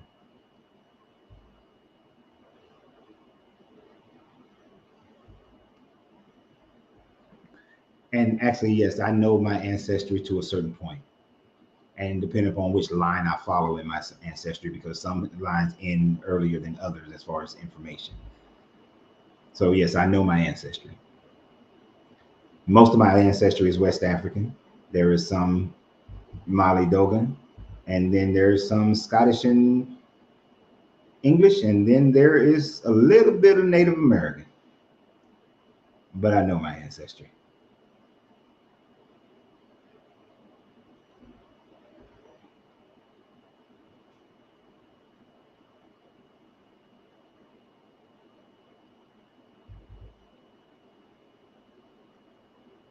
Okay, I'm trying. Right. The all is an unprovable truth. But what it does teach me, and what most and things like the Tao. I love the first sentence of the Tao. I don't have that up here. I ain't got no. I don't think I have any books up here. I need to move some books up here. The first sentence in the Tao is that the way that can be named is no longer the way. The way that can be put in a book is no longer the way. The way that can be described is no longer the way. So the moment you try to name it, the moment you try to explain it, the moment you try to define it, it ceased being the way. Now it has only become what you have defined it to be, only what you have named it to be. So because it is more expansive, it's unknowable, you just switched over to something else. So let's say the ancient biblical writers understood God, that the all, but as soon as they named it Yahweh, it is no longer that. It used to be this, but then they named it Yahweh, so they took a little pinch and they named it, and that was that little pinch. The moment you gave it a name, the moment you said that it has personalities, the moment you said it was jealous, the moment you said it gets angered, the moment that you made him a male, the moment you did any of those things, it ceased being its eternal nature. Its unknowable nature ceases to be because you made it into this. So no God that we describe, that we name, is the all. Say I look Ghanaian. I've gotten Ghanaian and I've gotten Nigerian.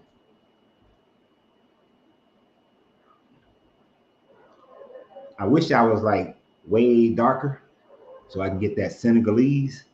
Y'all wait this summer. I'm getting Senegalese this summer. I'm in Texas. I'm getting Senegalese up in this joint.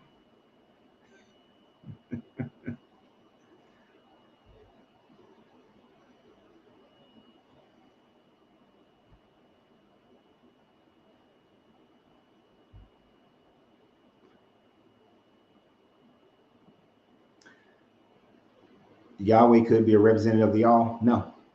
One, you gave it a name, you called it Yahweh. But two, Yahweh has attributes that are like humans. Yahweh becomes jealous. Yahweh tells all the other gods they need to bow down to him. Yahweh chooses certain people. Yahweh can never be the all.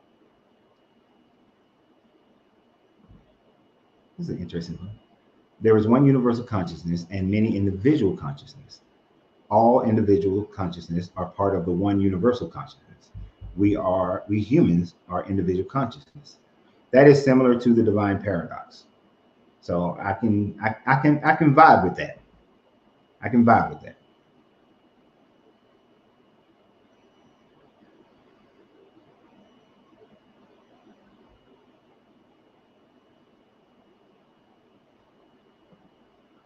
Jesus said, he is the way, the truth, and the life. Is he a lie? The person who wrote that Jesus said that he was the way, the truth, and the life is a liar, because the biblical Jesus never existed.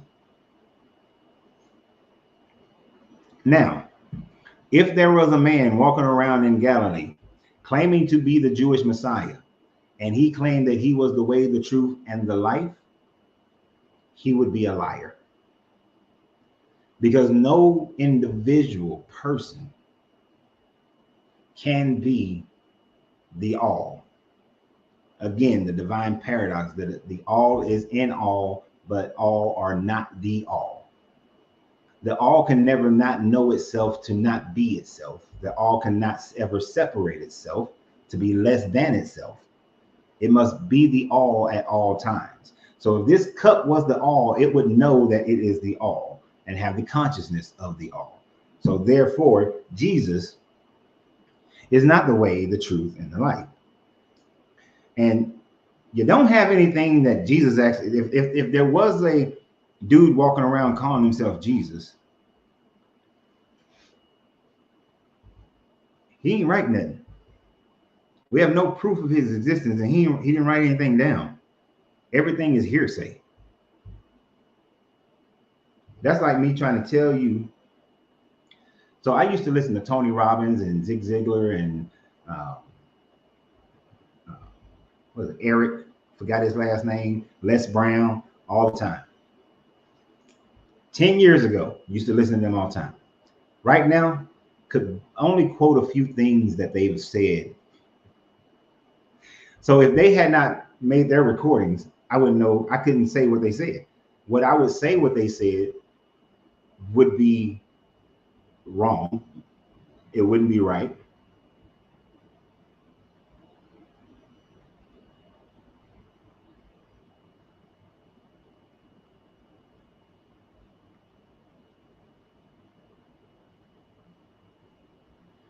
Um, not trying to.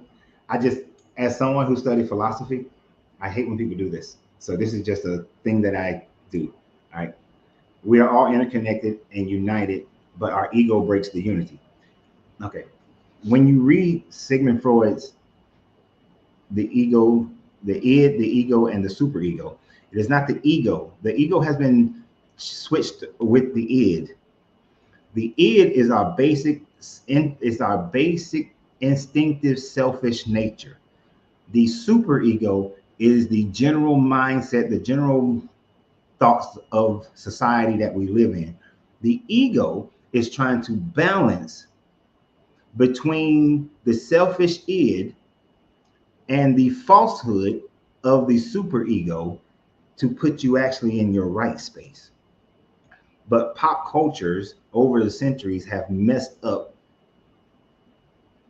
the idea of the id, the ego, and the superego. So it's the id that breaks the unity because it is within the id that we fall into our selfish natures. Just have to throw that in there. And go read Sigmund Freud and you'll see how he explains it that way. And I'm kind of like on a personal mission to get that in the right framework.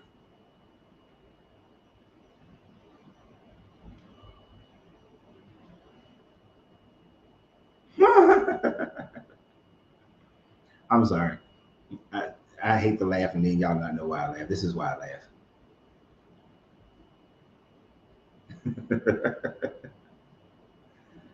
Oh, you might as well have been a Muslim coming on here and saying the same thing, but saying Allah is the king, is the king, is God, and without him we won't be safe, okay? Because without Allah, you are destined to go to hell and be your skin rolled back and burned in fire until you awaken and realize that Allah is the true God.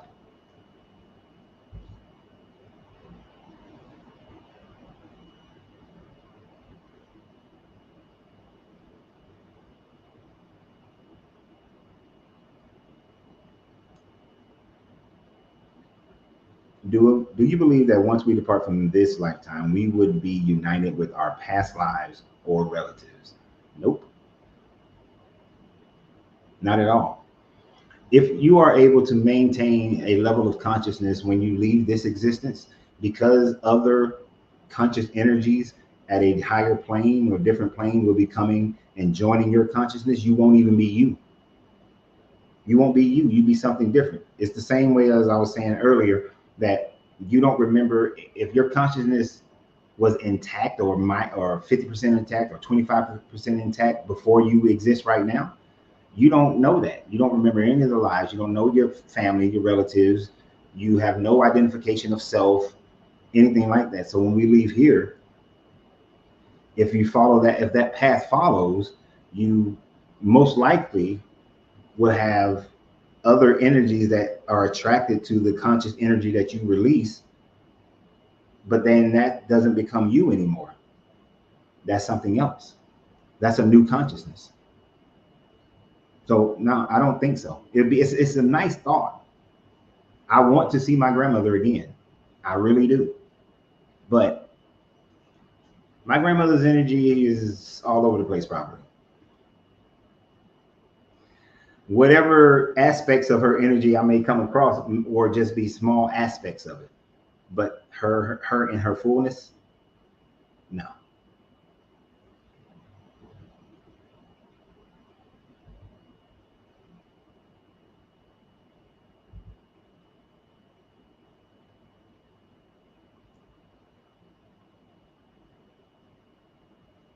Okay, so what's this?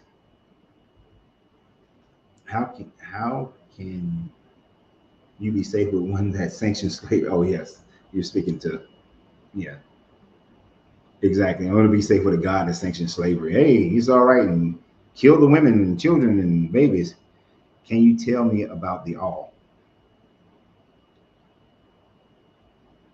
The no, because, and not to be sound arrogant or smart ass or anything like that. It's just the all is unknowable. I can't tell you about something that is completely unknowable, something that is, you can't, there's no words that would be able to describe it. Any words used to describe it would lessen it. So in the Hermetic thought process, the all is everything, everywhere, at all times, but everything, everywhere, and at all times are not it, but merely an aspect of it, because we all exist in the mind, in the mental imagery of it all, of the all. It is outside of our ability to contemplate it. But I can tell you this, it does not require worship. It does not require sacrifice. It does not require some code of conduct by which you live to please it.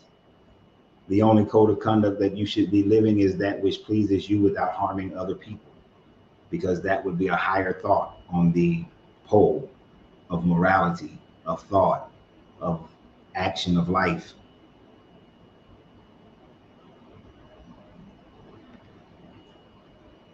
What's my thought on reincarnation? Kind of like what I was just saying earlier. Your energy disperses in most cases, because the overwhelming majority of people, 99.99%, I don't think that their consciousness will be able to maintain its cohesion once you leave this body. And because it won't maintain that cohesion, it will disperse into the ether. It will attach itself to light consciousnesses. It may come back and dwell in a human body. It may go dwell in some other planet or some other dimension, but it'll never come back and be you. You will never come back and be you. You cannot come back and be you. You can't even come back and be you and be born. Okay, let me put it like this. Was Salam? Your name is Salam F, if I'm saying it right. Your consciousness leaves, it goes, and let's say your consciousness maintain a level of cohesion. You're one of the, you maintain 75% cohesion. And then you enter into a new body. But you're born into a pygmy family, or you're born into a South Pacific family of the Maori tribe. From the moment of your birth, you start to pick up habits, traits, characteristics of the people around you, of the year that you're living in now. Let's say it's 300 years from now. You will not be you. You will be a wholly different person with a totally different perspective. You will be able, I want to learn how to do hakas. You will grow up learning to do hakas. You won't be you.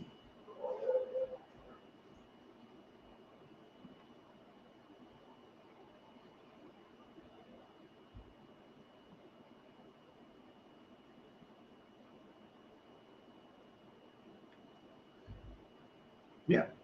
Look, the idea of heaven is a great, great, heartwarming thought. You know, for me to leave this existence and to be with my grandmother again, to, even though my grandfather was mean sometimes and an ass to most people, he was great to me most of the time. But even in his strict mentality, I appreciate it. But to be with my uncle Denon, my aunt Darlene, to be with my dad, Yeah, it's a wonderful thought to see my pappy again. Yeah, it's wonderful. But we had our time, and I just appreciate that time.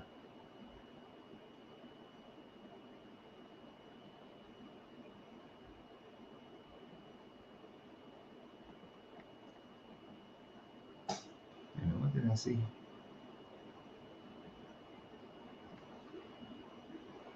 Wait a minute, where did it go?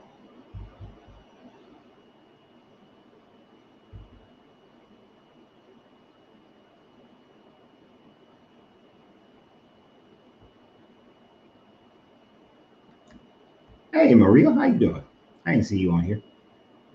I think you're talking to me, but I disagree. I don't think our eternal self, aka, ever cease to exist.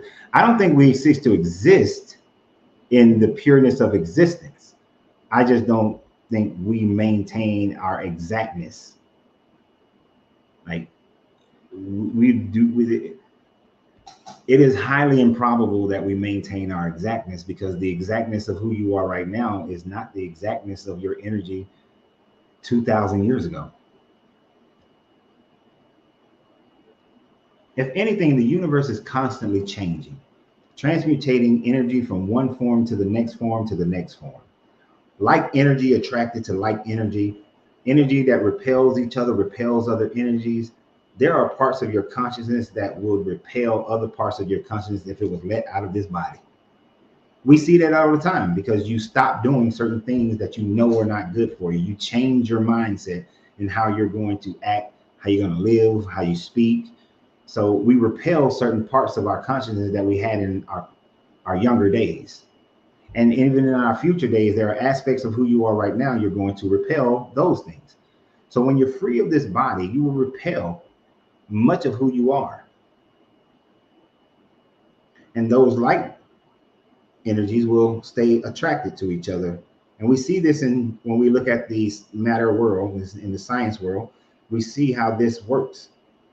So it is within reason to think that our consciousness, which is energy and frequency, will respond in the same way. So we wouldn't be us, the same us. Still, energy is still existing. We just wouldn't be us.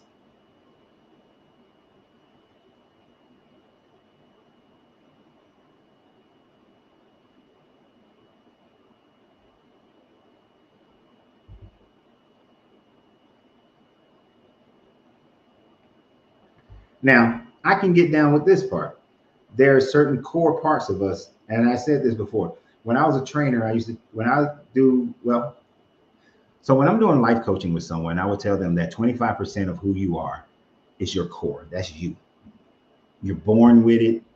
That's your personality, 25%. The other 75% of who you are has all been based on experiences and environment and how you responded or reacted to the environment and the experiences. And that's created the being that you are right now. So when I say that when you leave this consciousness, the core 25% of you may stay intact. But then that core 25% of you may attract other aspects of consciousness that are similar. And if you do come back into a body on some planet or this planet, you might have that core. But as you have experiences, you cease being you. You're not the you from the past. And I don't think that my experiences and everything that's made me who I am right now, that's part of my true self for this existence. For this existence, this is my true self. I can only be what I choose to be in this existence. I can't choose to be something from the past, and I can't choose to be something from the future because I haven't experienced those things.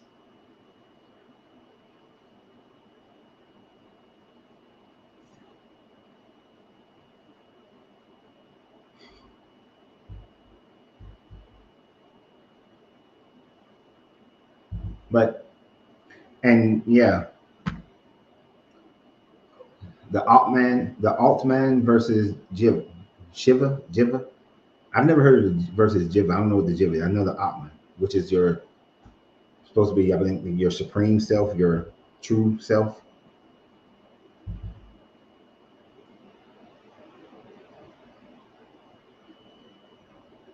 Yeah, I am not this body. Like she said, I am not my hair.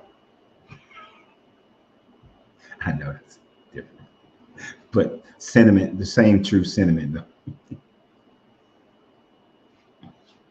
But I want you to think, if you let your id take control, that means you are basing who you are. Your id is an instinctive, selfish, natural part of who you are, your core self. That's your id, meaning that you're you want what you want, you do what you want to do, and you're primarily focused on doing things that are pleasurable to you.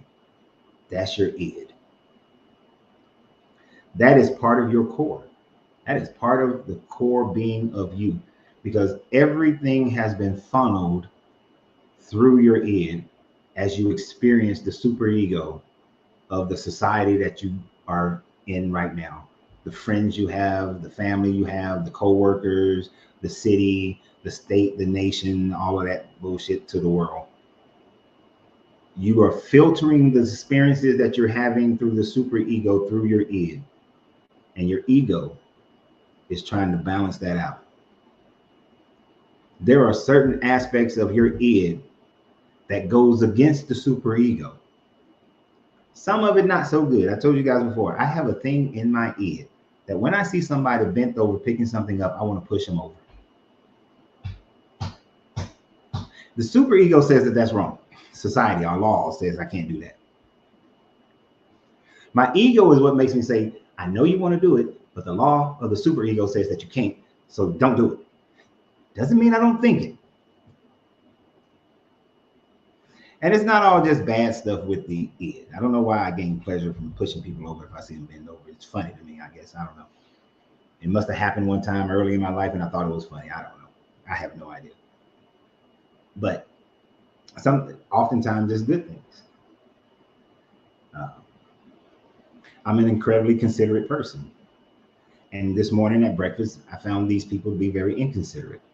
And I wanted to slap their phones out their hand because for some reason in a crowded restaurant, they think it's okay that they play their phone on speaker, whether they're talking to somebody or watching a video. That's rude. The core id of me says that you give consideration to people and don't do the things that would disturb me, don't do to other people.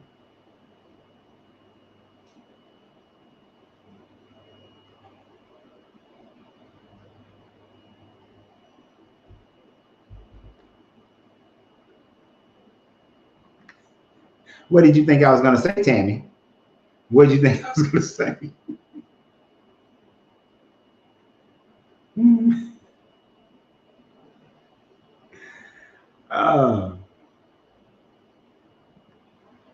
I've always wondered if animals struggle as much with trying to self-identify, or do they just live by the nature of existence?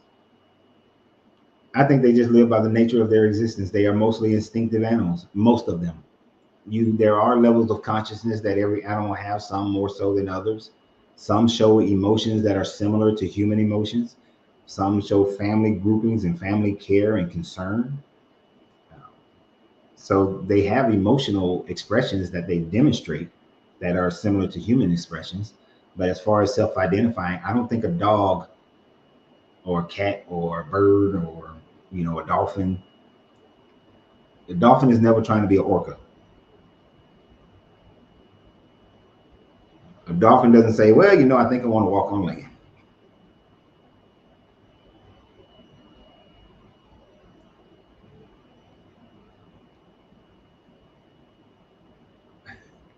Oh, right, because I thought it. Because I thought it. That I thought that was one of the most messed up things that the Jesus character ever said.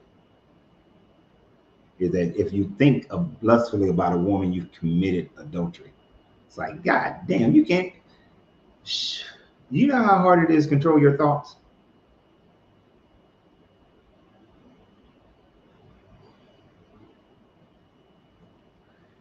Yes, crypto. I know that stupid story. No, it is not a valid story. It is some bullshit that was made up by, I believe, the Five Percenters or the Nation of Islam. One of them two groups made that bullshit up. When I went to Saudi Arabia and Bahrain and Qatar and Dubai, and I asked people, and even and in Egypt, I asked them there too, have you ever heard of Yaqub and this whole story? They looked at me like I was crazy. Hell, in Saudi Arabia, they looked at me like they wanted to kick my ass because they felt that I was being disrespectful to their religion because I was attaching it to Islam.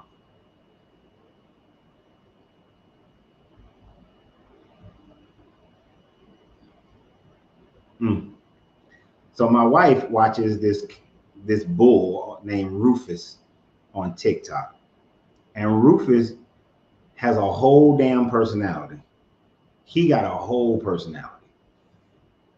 So animals show some personality, but if you watch Rufus on TikTok, I say YouTube, but TikTok, that damn Rufus got a whole personality.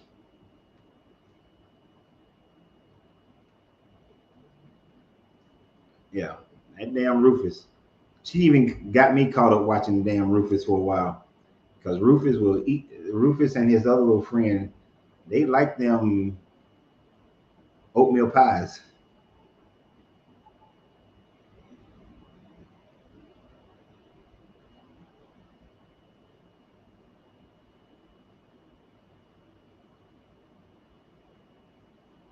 I did not start the Montgomery Brawl, but if I had been there.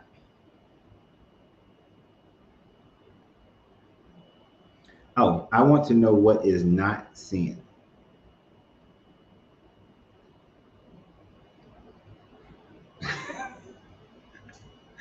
I usually I answer that question the other way around. What is sin? So let me say it the way I would say it in normally in the reverse of that and see if I can come back to it.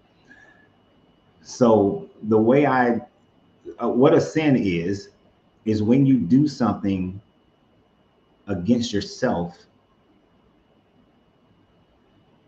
Because I'm trying to think how I'm gonna reverse this back at the same time that I'm saying this. All right. Here we go. Here we go. So the only time that a person sin is when you're living a life of such where you know that you do everything that you desire to do as long as you're not impeding on someone else's ability to have uh, free reign of free agency of themselves. So you cannot steal because you would take from someone else's rights of possession of something. You don't SA someone because you're taking away their authority and their agency to be able to determine who they sleep with. That would be a sin because you are taking away someone else's agency or freedom.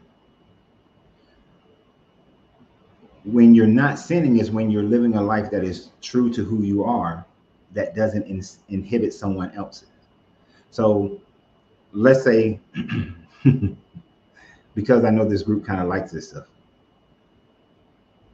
let's say you desire to get into a polygamous relationship. Well, society in America would say that you are living in sin. Or let me not even go polygamy. Let's say you decided you just want to live with somebody. Society may say that you're living in sin. And let's say that somebody is another woman. Society then still says that you're living in sin. But that's what society says, but it doesn't hinder anyone else's ability to live their life. So no, there is no sin involved there. So you are not sinning. But let's say you are with a man, but you have no desires to be with a man. You don't find a man attractive. He's not appealing. You find the man male body disgusting. But because you're following society, you go and be with a man. You're sinning against your own nature. That is the only way sin works. Beyond that, there is no sin. You can't sin against the only spirit that exists for you is your own spirit, you within you. That's it. So you going against your own spirit, your own self. So there is no sin.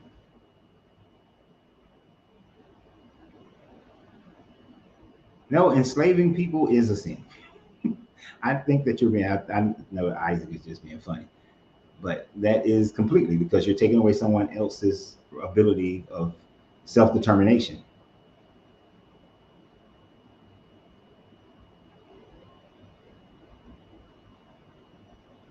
And I'm going to entertain this dumbass thought just because I like these kind of thoughts.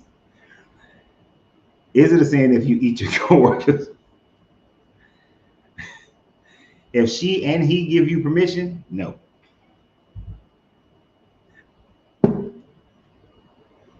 If she does not give you permission, yes. If he doesn't give you permission because they've entered into an agreement and that agreement says that they're not going to do anything outside of the relationship, then yes, you have sinned. You have participated. But if they're both in agreement, no.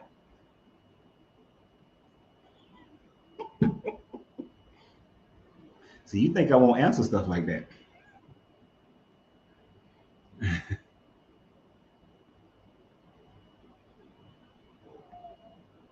After deconstructing, you experience a mental revelation, then you seek for enlightenment. Yes, you do. I agree. Yeah. Isaac is on his second wife. He living in sin because you're not supposed to divorce your first wife. What? Moses suffered you to give her writings of divorce. But I say what God has put together, let no man tear asunder. You know, Isaac, one time I said, maybe God didn't put this relationship together. Pastor didn't know what to say to that. I said, this relationship was put together by man. God didn't put this relationship together. I can tell you that he didn't. Because this motherfucker lied to me.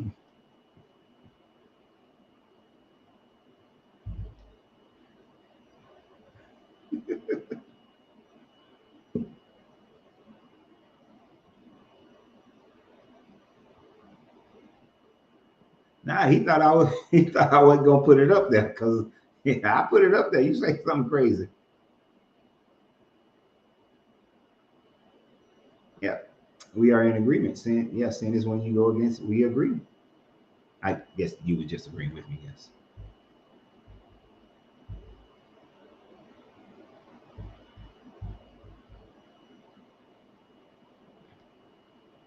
So we were living together and he said and see, so I'm guessing he's a Christian. So I used to put this to Christians all the time, Stephanie. I used to tell them, show me in the Bible where there is a marriage ceremony and there is a marriage license that is given. The only certificate that is given in the Bible is the certificate of divorce. And that was given by Moses that Jesus then rejected. So there is no marriage ceremony in the Bible other than the fact that when you have sex, that's when you become married.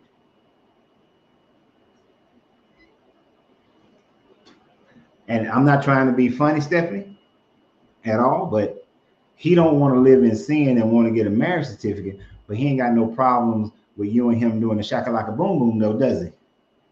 He don't be pulling away from that, does he? That's the hypocrisy of this, of a lot of that when Christians come with that bullshit.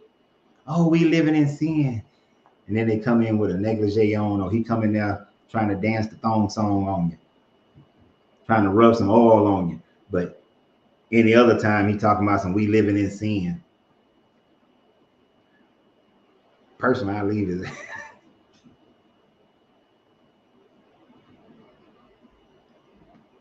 Well, if smoking a cigar is wrong, I don't want to be right.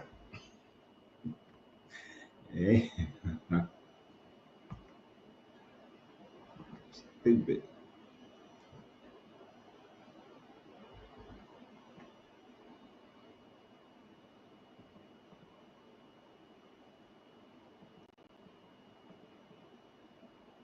Okay, Daniel, I know you're late, but no, I didn't see Jesus at all.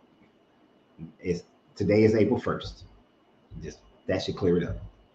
Today is April 1st.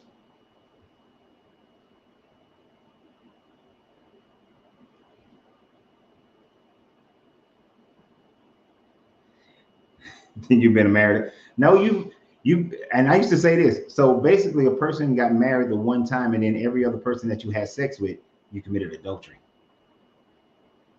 Wait a minute, let me rephrase. As a man, You had sex with a woman, then you had sex with another woman, so you have multiple wives.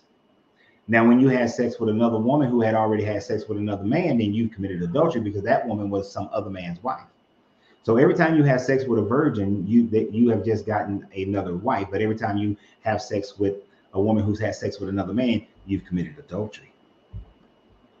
How about that, Sean? I mean, was that Sean who said that? I think I had Sean up there. Yeah. So you got a bunch of wives and you got a whole bunch of adultery you committed.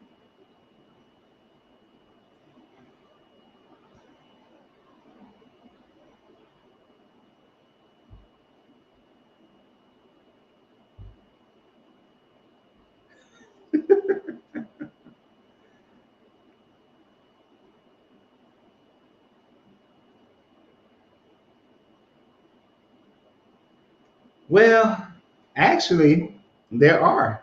They are few and far between, trauma, but there are. I know of some grown women who are virgins. I know some growns who are virgins. So actually, there are.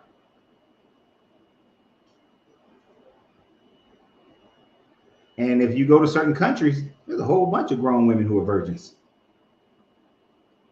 There's a bunch of them, trauma.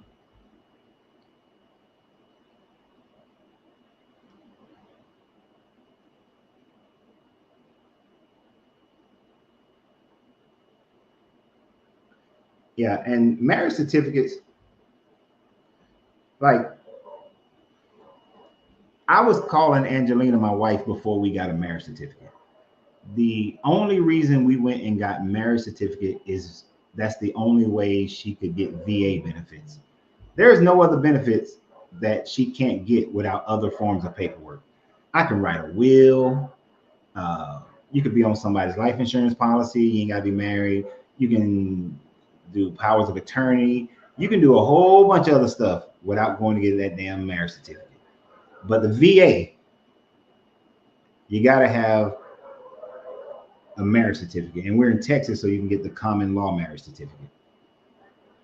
I think it's called like an unconventional or some shit like that. So you got that. That was the only reason.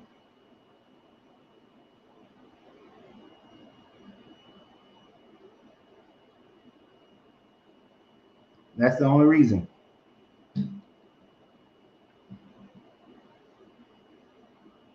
See, now I know this is now you know I have a whole relationship channel called Lorenzo Reed 369.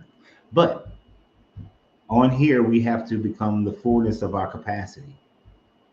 So I don't mind talking about relationships here either. If a person is trying to use anything to manipulate you, you shouldn't be with that person. Straight up. Like if I was coaching you, the person they coaching you, and you was telling me this, and I was seeing that the person is manipulating you, then I would ask you the question: do you want to be in a relationship where you're being constantly manipulated, or you can't trust what the person is saying to you to be authentic, and you constantly second guess, is it manipulation? If your answer to that is you can't trust them or you feel manipulated, then why should you remain in that relationship? Is that beneficial to you?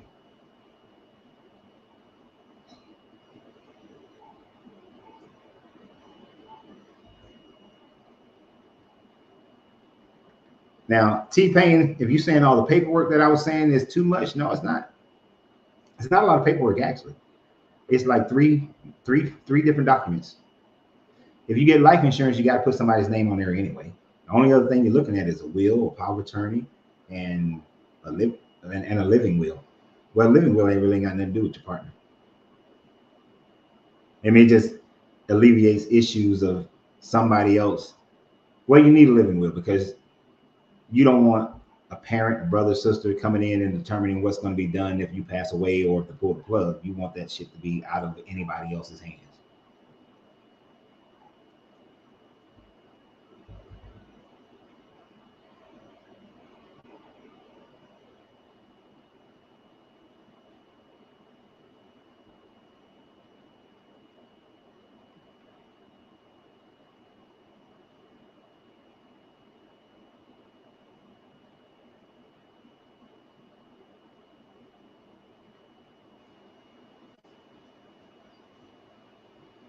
But yeah, Stephanie, ask yourself those questions. Ask yourself those questions. Do you constantly feel manipulated, and do you want to be manipulated? Or are you on guard for anything he says to be some type of subterfuge of manipulation?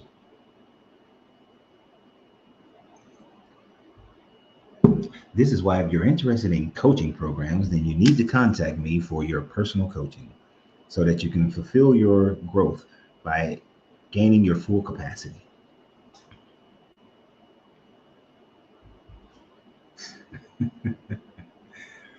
And yes, there are people on here who have been coached by me before. For the sake of their privacy, I will not name any names.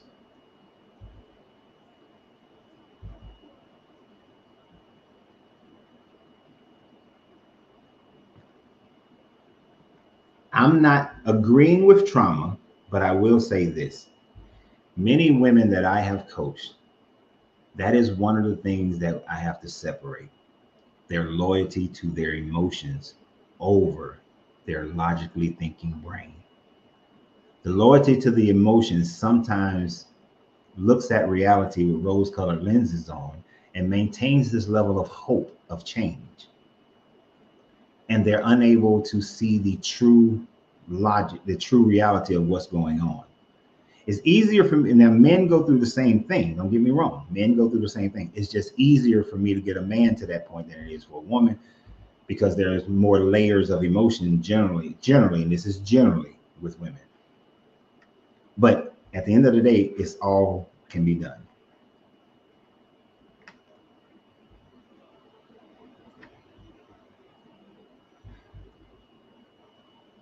So if you are, I'm going to type my email in here.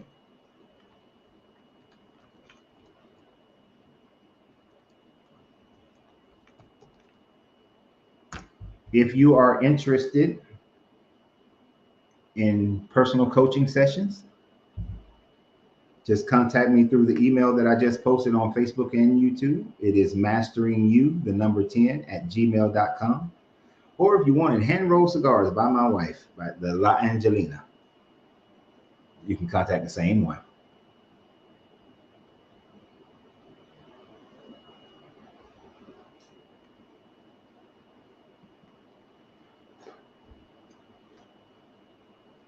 Both groups, male and female, do think this, but women do think it more so than men. In my experience of coaching, yes, I've had more women who think that the man will change, the situation will change. Now, I do have men who think that their wives are going to change as well. And most of the time, the men want the wife to change and revert back to who she was when they got together. Most of the time, the women want the man to change into something that he's never been, but may have shown potential to be. But if a person doesn't want to change for themselves, you can wish and hope for them to change all you want to, and you can try to put things in place for them to change. But if it's not something that they truly desire, it's not going to happen. So oftentimes, if a couple want to stay together, I always recommend that I coach both of them. That way we can see what type of changes a person truly wants to make for themselves. And we do make sacrificial changes. But sacrificial changes sometimes come at a price, and that price is often resentment. Yes, I have a program called Financially on Fire, and yes, I do financial coaching. And it's more than just budgets and credit. It's we're figuring out we see how to get you to where you want to get, where you want to be, where your goals are, based on your goals. But first, we had to figure out what your goals really are too, though. What branch of the military did you serve? The Marine Corps. Simplify. Hoorah, devil dog.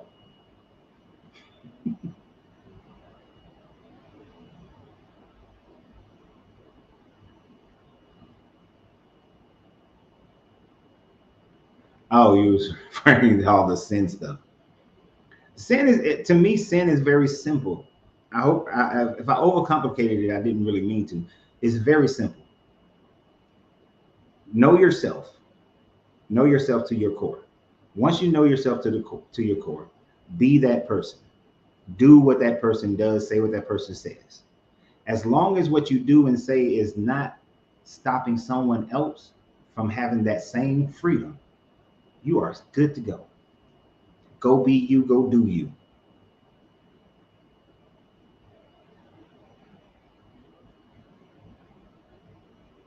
You heard with the wrong damn ears, right?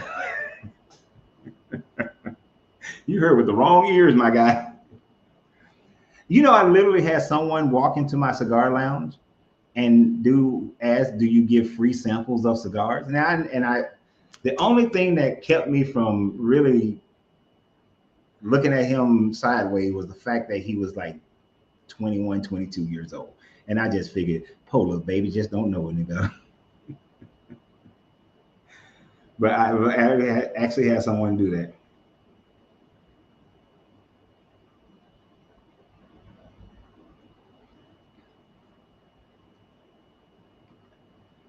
What do you mean you thought so? How you figure I was a Marine? If you figured I was a Marine, then you really know how my leadership training goes when I do leadership coaching. I am very straightforward in all my coaching, but when it comes to leadership coaching, I am an asshole. I am very much Marine Corps and Eddie J. Ross when it comes to leadership coaching. Simplify, devil dog.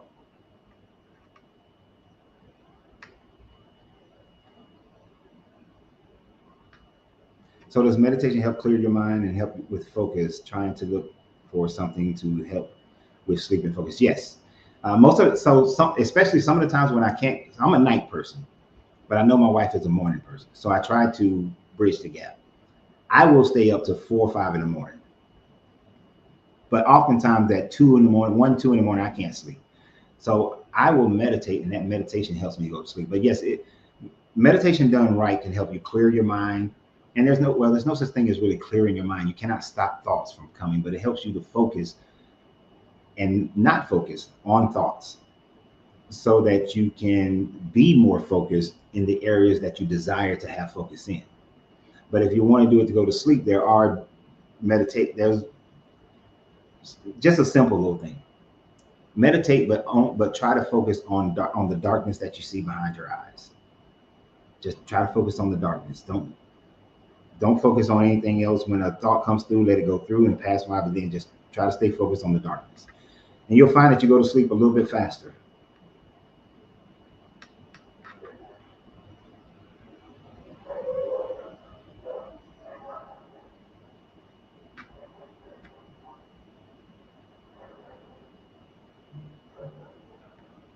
Let's see, can you answer questions about anything such as challenges we are facing through the coaching session? Yes, well, see, understand that coaching is me helping you to find the answer mostly within yourself. They say coaches aren't supposed to give advice, but I also find that to be some levels of bullshit because every good coach, great coach I've ever had in my life also gave advice once they understood where the root of an issue is coming from and not focusing on the symptom. So I give advice.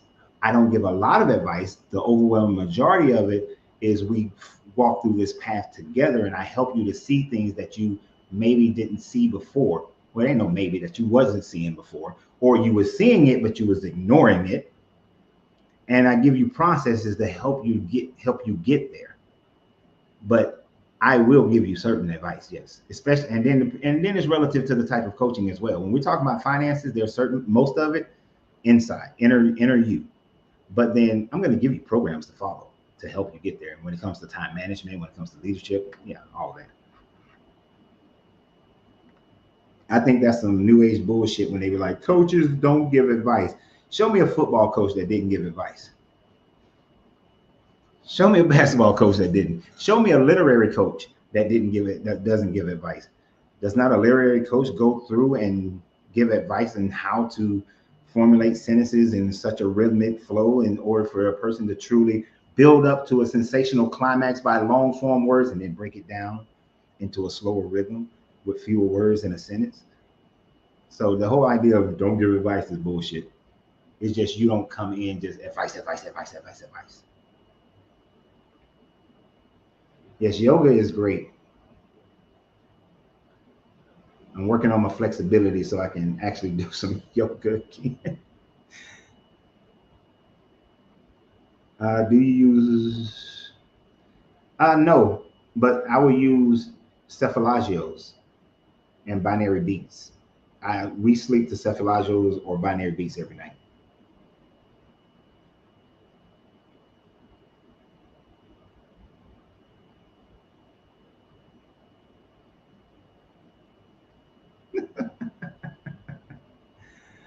Oh, look at River D'Angelo coming in with his insults as if they matter.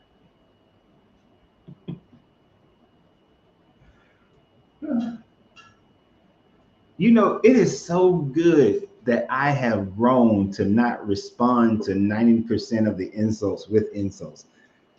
Because Angelo Rivers, I could say something about you. Because being the person that I am, I certainly love researching people. And you're an interesting fellow there, Angelo. You're a very interesting guy. But I will refrain. I will refrain.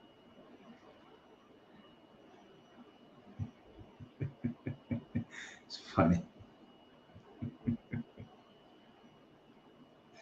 Ah, hmm. Not doing it. All right. Hey, Queen, how you doing?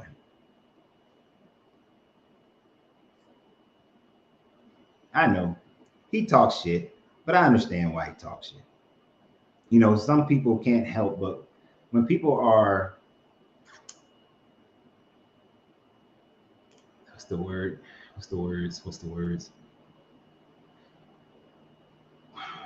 When people have certain levels of insecurities within themselves, then the only way they can make themselves feel better or feel greater is if they come and insult someone.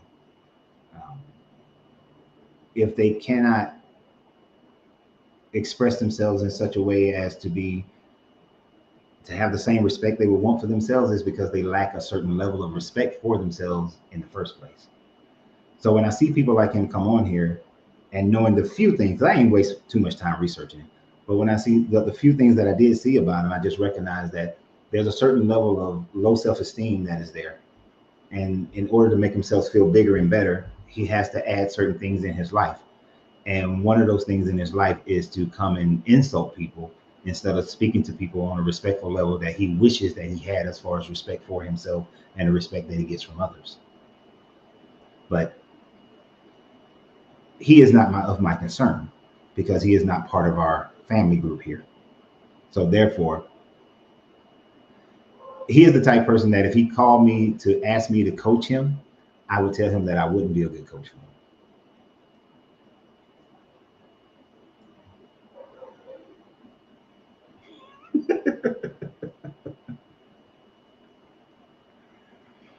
And yes,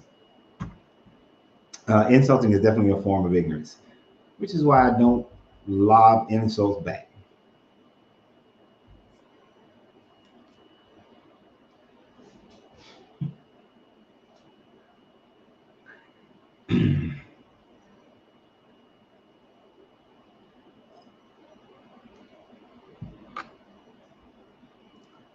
Oh, poor little, poor little tink tink.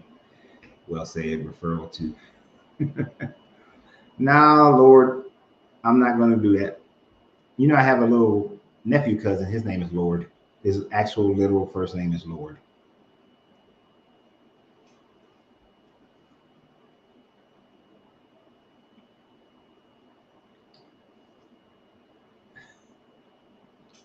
I know y'all on Facebook can't see what, but Queen is like, you said that already. Who does that remind you of? It reminds you of James. I only got three things I can say, so let me say the same thing over and over again.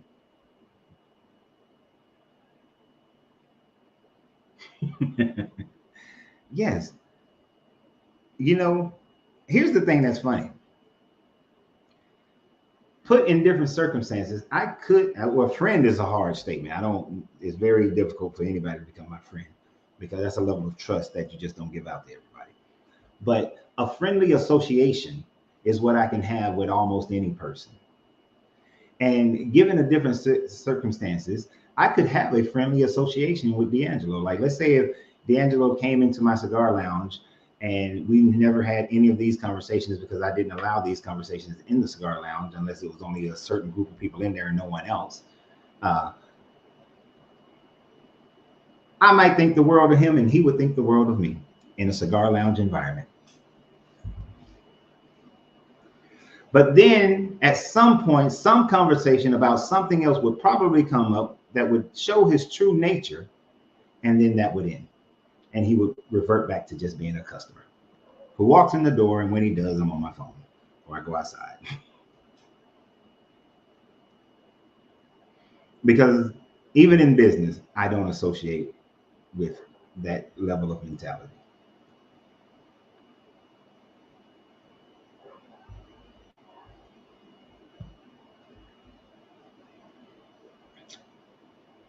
Yeah, I don't say that I have trust issues. I have just learned to learn the fact that everybody cannot automatically jump to the friend zone simply because we share a few good times and a few commonalities.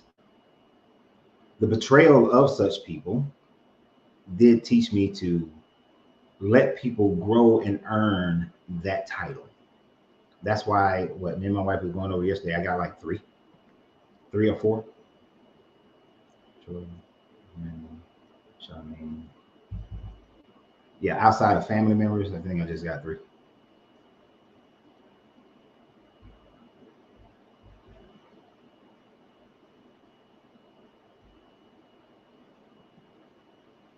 If I was in San I would ask if you play chess. I do. I'm way out of practice.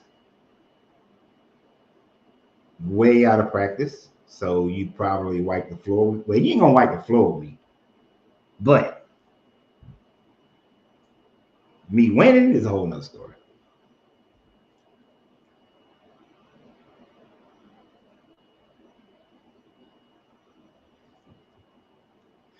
Exactly. So D'Angelo, one of the statements that he made is that I still think I'm smarter than God. And Isaac responded, anyone who knows the sun is older than the earth is smarter than God. And that is a very elementary truth to that. Is the simplest answer that tells you a whole story. That any God who thinks that the stars are inside the firmament, inside of the dome, inside of the earth, and the stars are going to fall, you're smarter than that God. You're just smarter. You know, there's just so many scientific things that the Bible gets completely wrong,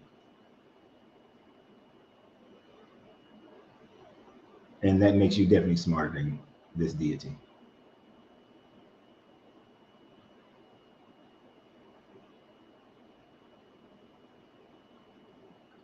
Oh yeah, I get them. I don't even, here's the thing. I never go to Christian lives or Christian pages and you guys are all going you're stupid, you're dumb, and you're believing in the fairy tale, and I do go do you. I will let them find me.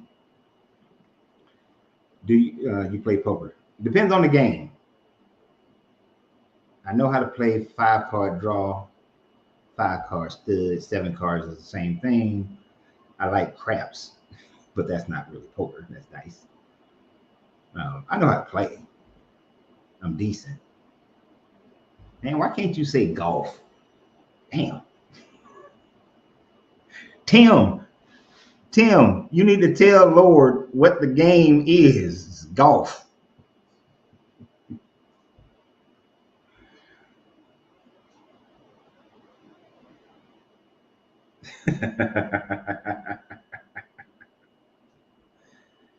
There you go, Lord. I don't know where you at. Lord, where are you? Lord, a done for? Where are you? See if I can get you a poker partner.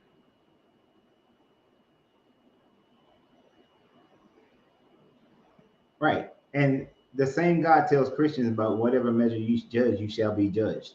Yet these jokers continue to come on here and judge people. But if you bring that same judgment to them, all of a sudden they throw out that, oh, you can't judge me, only God can judge me. Oh, you're in the UK? Nope. Dwayne is not in the UK. My uncle lives in the UK. I don't think he plays poker though. He lives in Banbury. Yeah, he lives in Banbury, some little small ass town outside of London, way outside of London.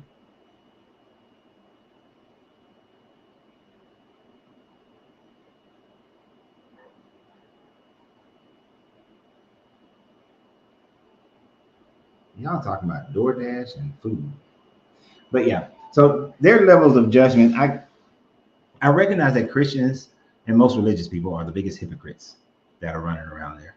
Um, One of the reasons why they don't bother me is because I do my best to not live a hypocritical life. If I disdain something about another person, oftentimes I first look and see if that same attitude or personality is within myself. And if it is within myself, then who am I to look at them? Right. But then I'll go about the process of changing that about myself. Because if I don't like it from other people, then I'm not going to tolerate it from myself.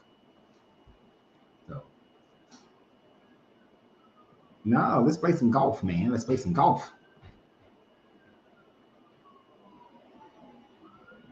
Oh, yeah. He'll leave the same insults everywhere. I usually skip over his comments. I usually don't even read them. That's the funny thing that most of these people who come on to the pages, whether it's in comments or it's in um, just video, comments on videos or comments on live, is that most of the time I just skip right past them. You know, I don't even pay attention. Hell, I have enough trouble trying to answer the comments from y'all. Because believe it or not, most of my day is spent chilling with my wife. It is not spent on social media. I literally have the time to respond to damn near everybody. But is that time better spent for the enjoyment of my life with my wife and reading and studying, or answering pretty much the same? I would be the like 50 million of these comments are similar.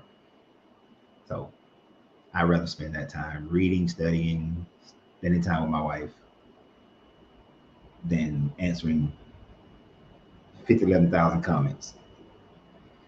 Let me tell you what, let me give you a little secret. Let me give you a little secret. I usually answer comments mainly on YouTube, but sometimes on but Facebook then second, because Facebook is weird. I'll load a video on Facebook, but I can't see or have access to that video and its comments until like 45 minutes to an hour later. So Facebook is doing a strange thing. So I don't even see anything till like 45 minutes to an hour later. By the time I see it, I've already been on YouTube. And for the first hour, I generally try to answer most of the YouTube comments if they deserve a comment. Some of them is just like, oh, thanks, or thumbs up. After about an hour or two after I produce video, I don't go back on them. I don't. So the secret is set your notifications. And if you have a comment, you want to make it within the first hour of the video posting on YouTube. Facebook, within the first hour, you'll have first hour as well. And when I do see it, I try to respond to them. But if it's past that, if it's the next day, I probably don't, because it's too many comments coming from other videos that I've done in the past that's always come in. Like I still have people commenting on videos that I did 3, 4, 5, and 6 years ago. So those comments are coming in and I'm not answering those. That's 6 years ago. So it's a little secret.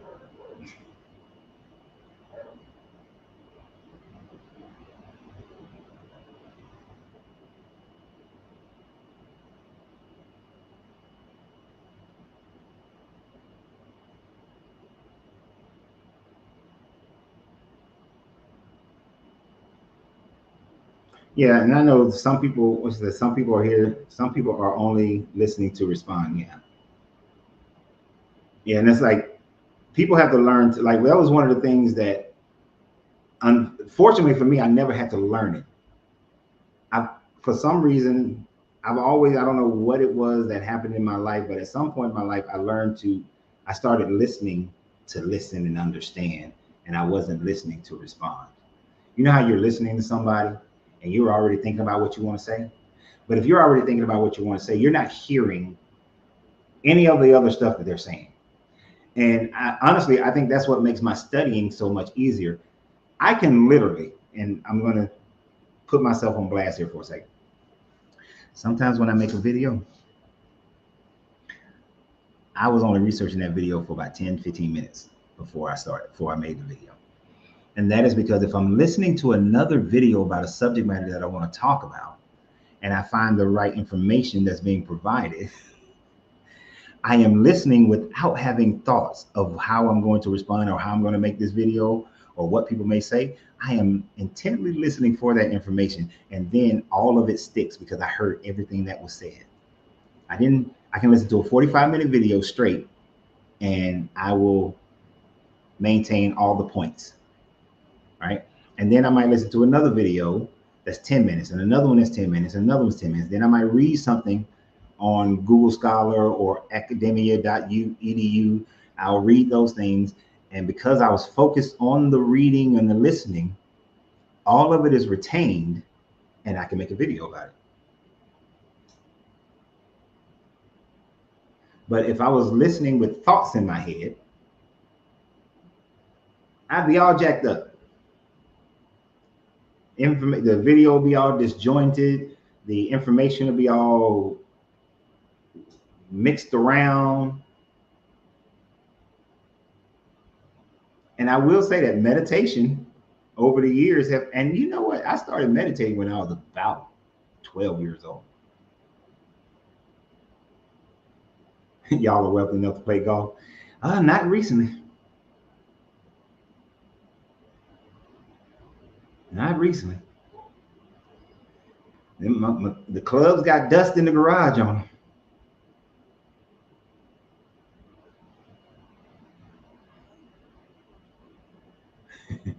them. Ray, what's today's date?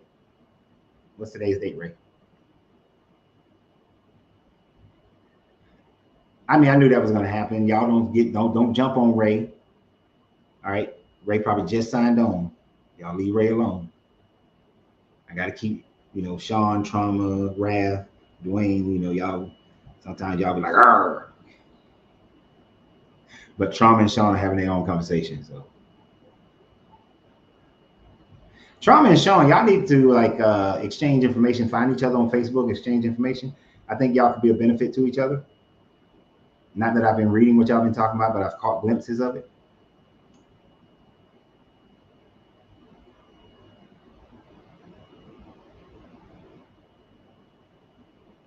I like that name. What's up, Mozzie? I like that name, Mozzie.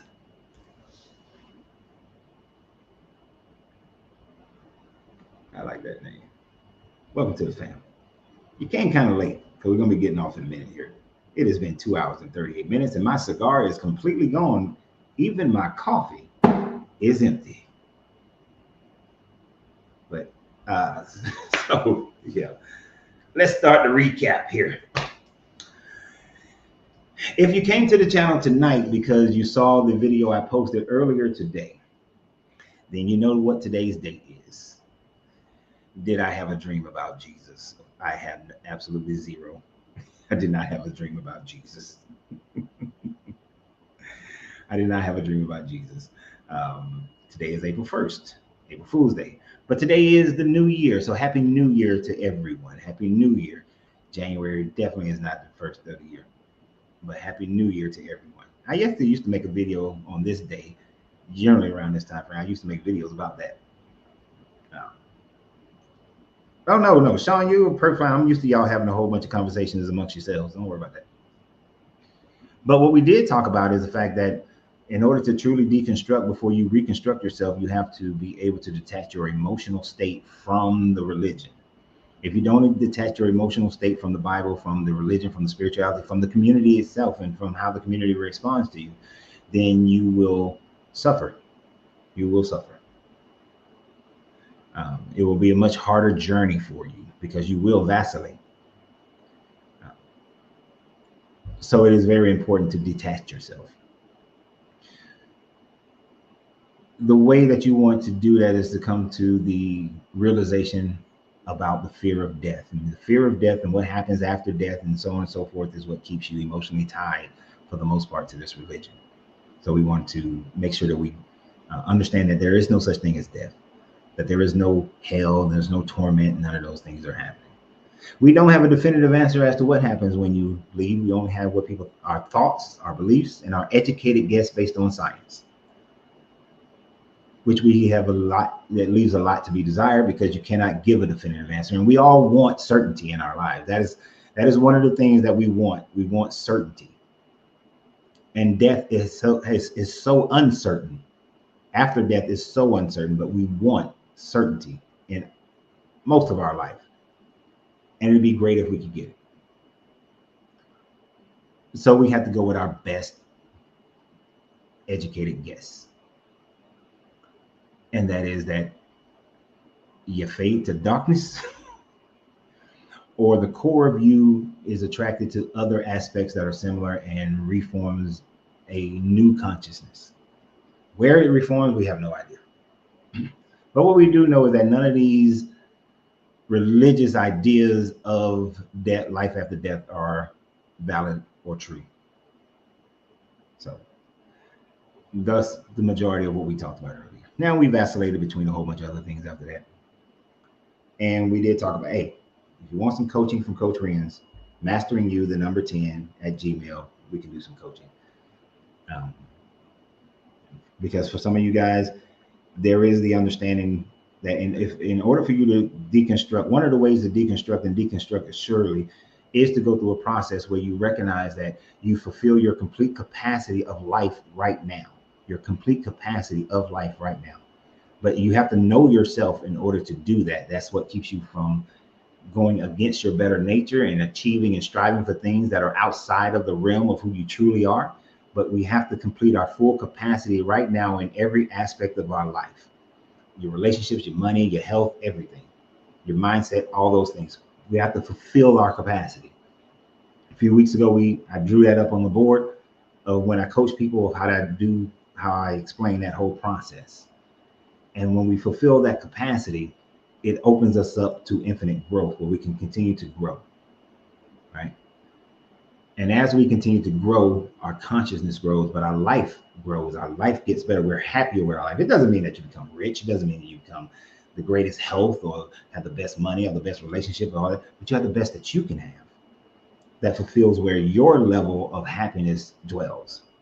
And then that opens up a realm where you can see a whole nother level of happiness in every aspect of your life.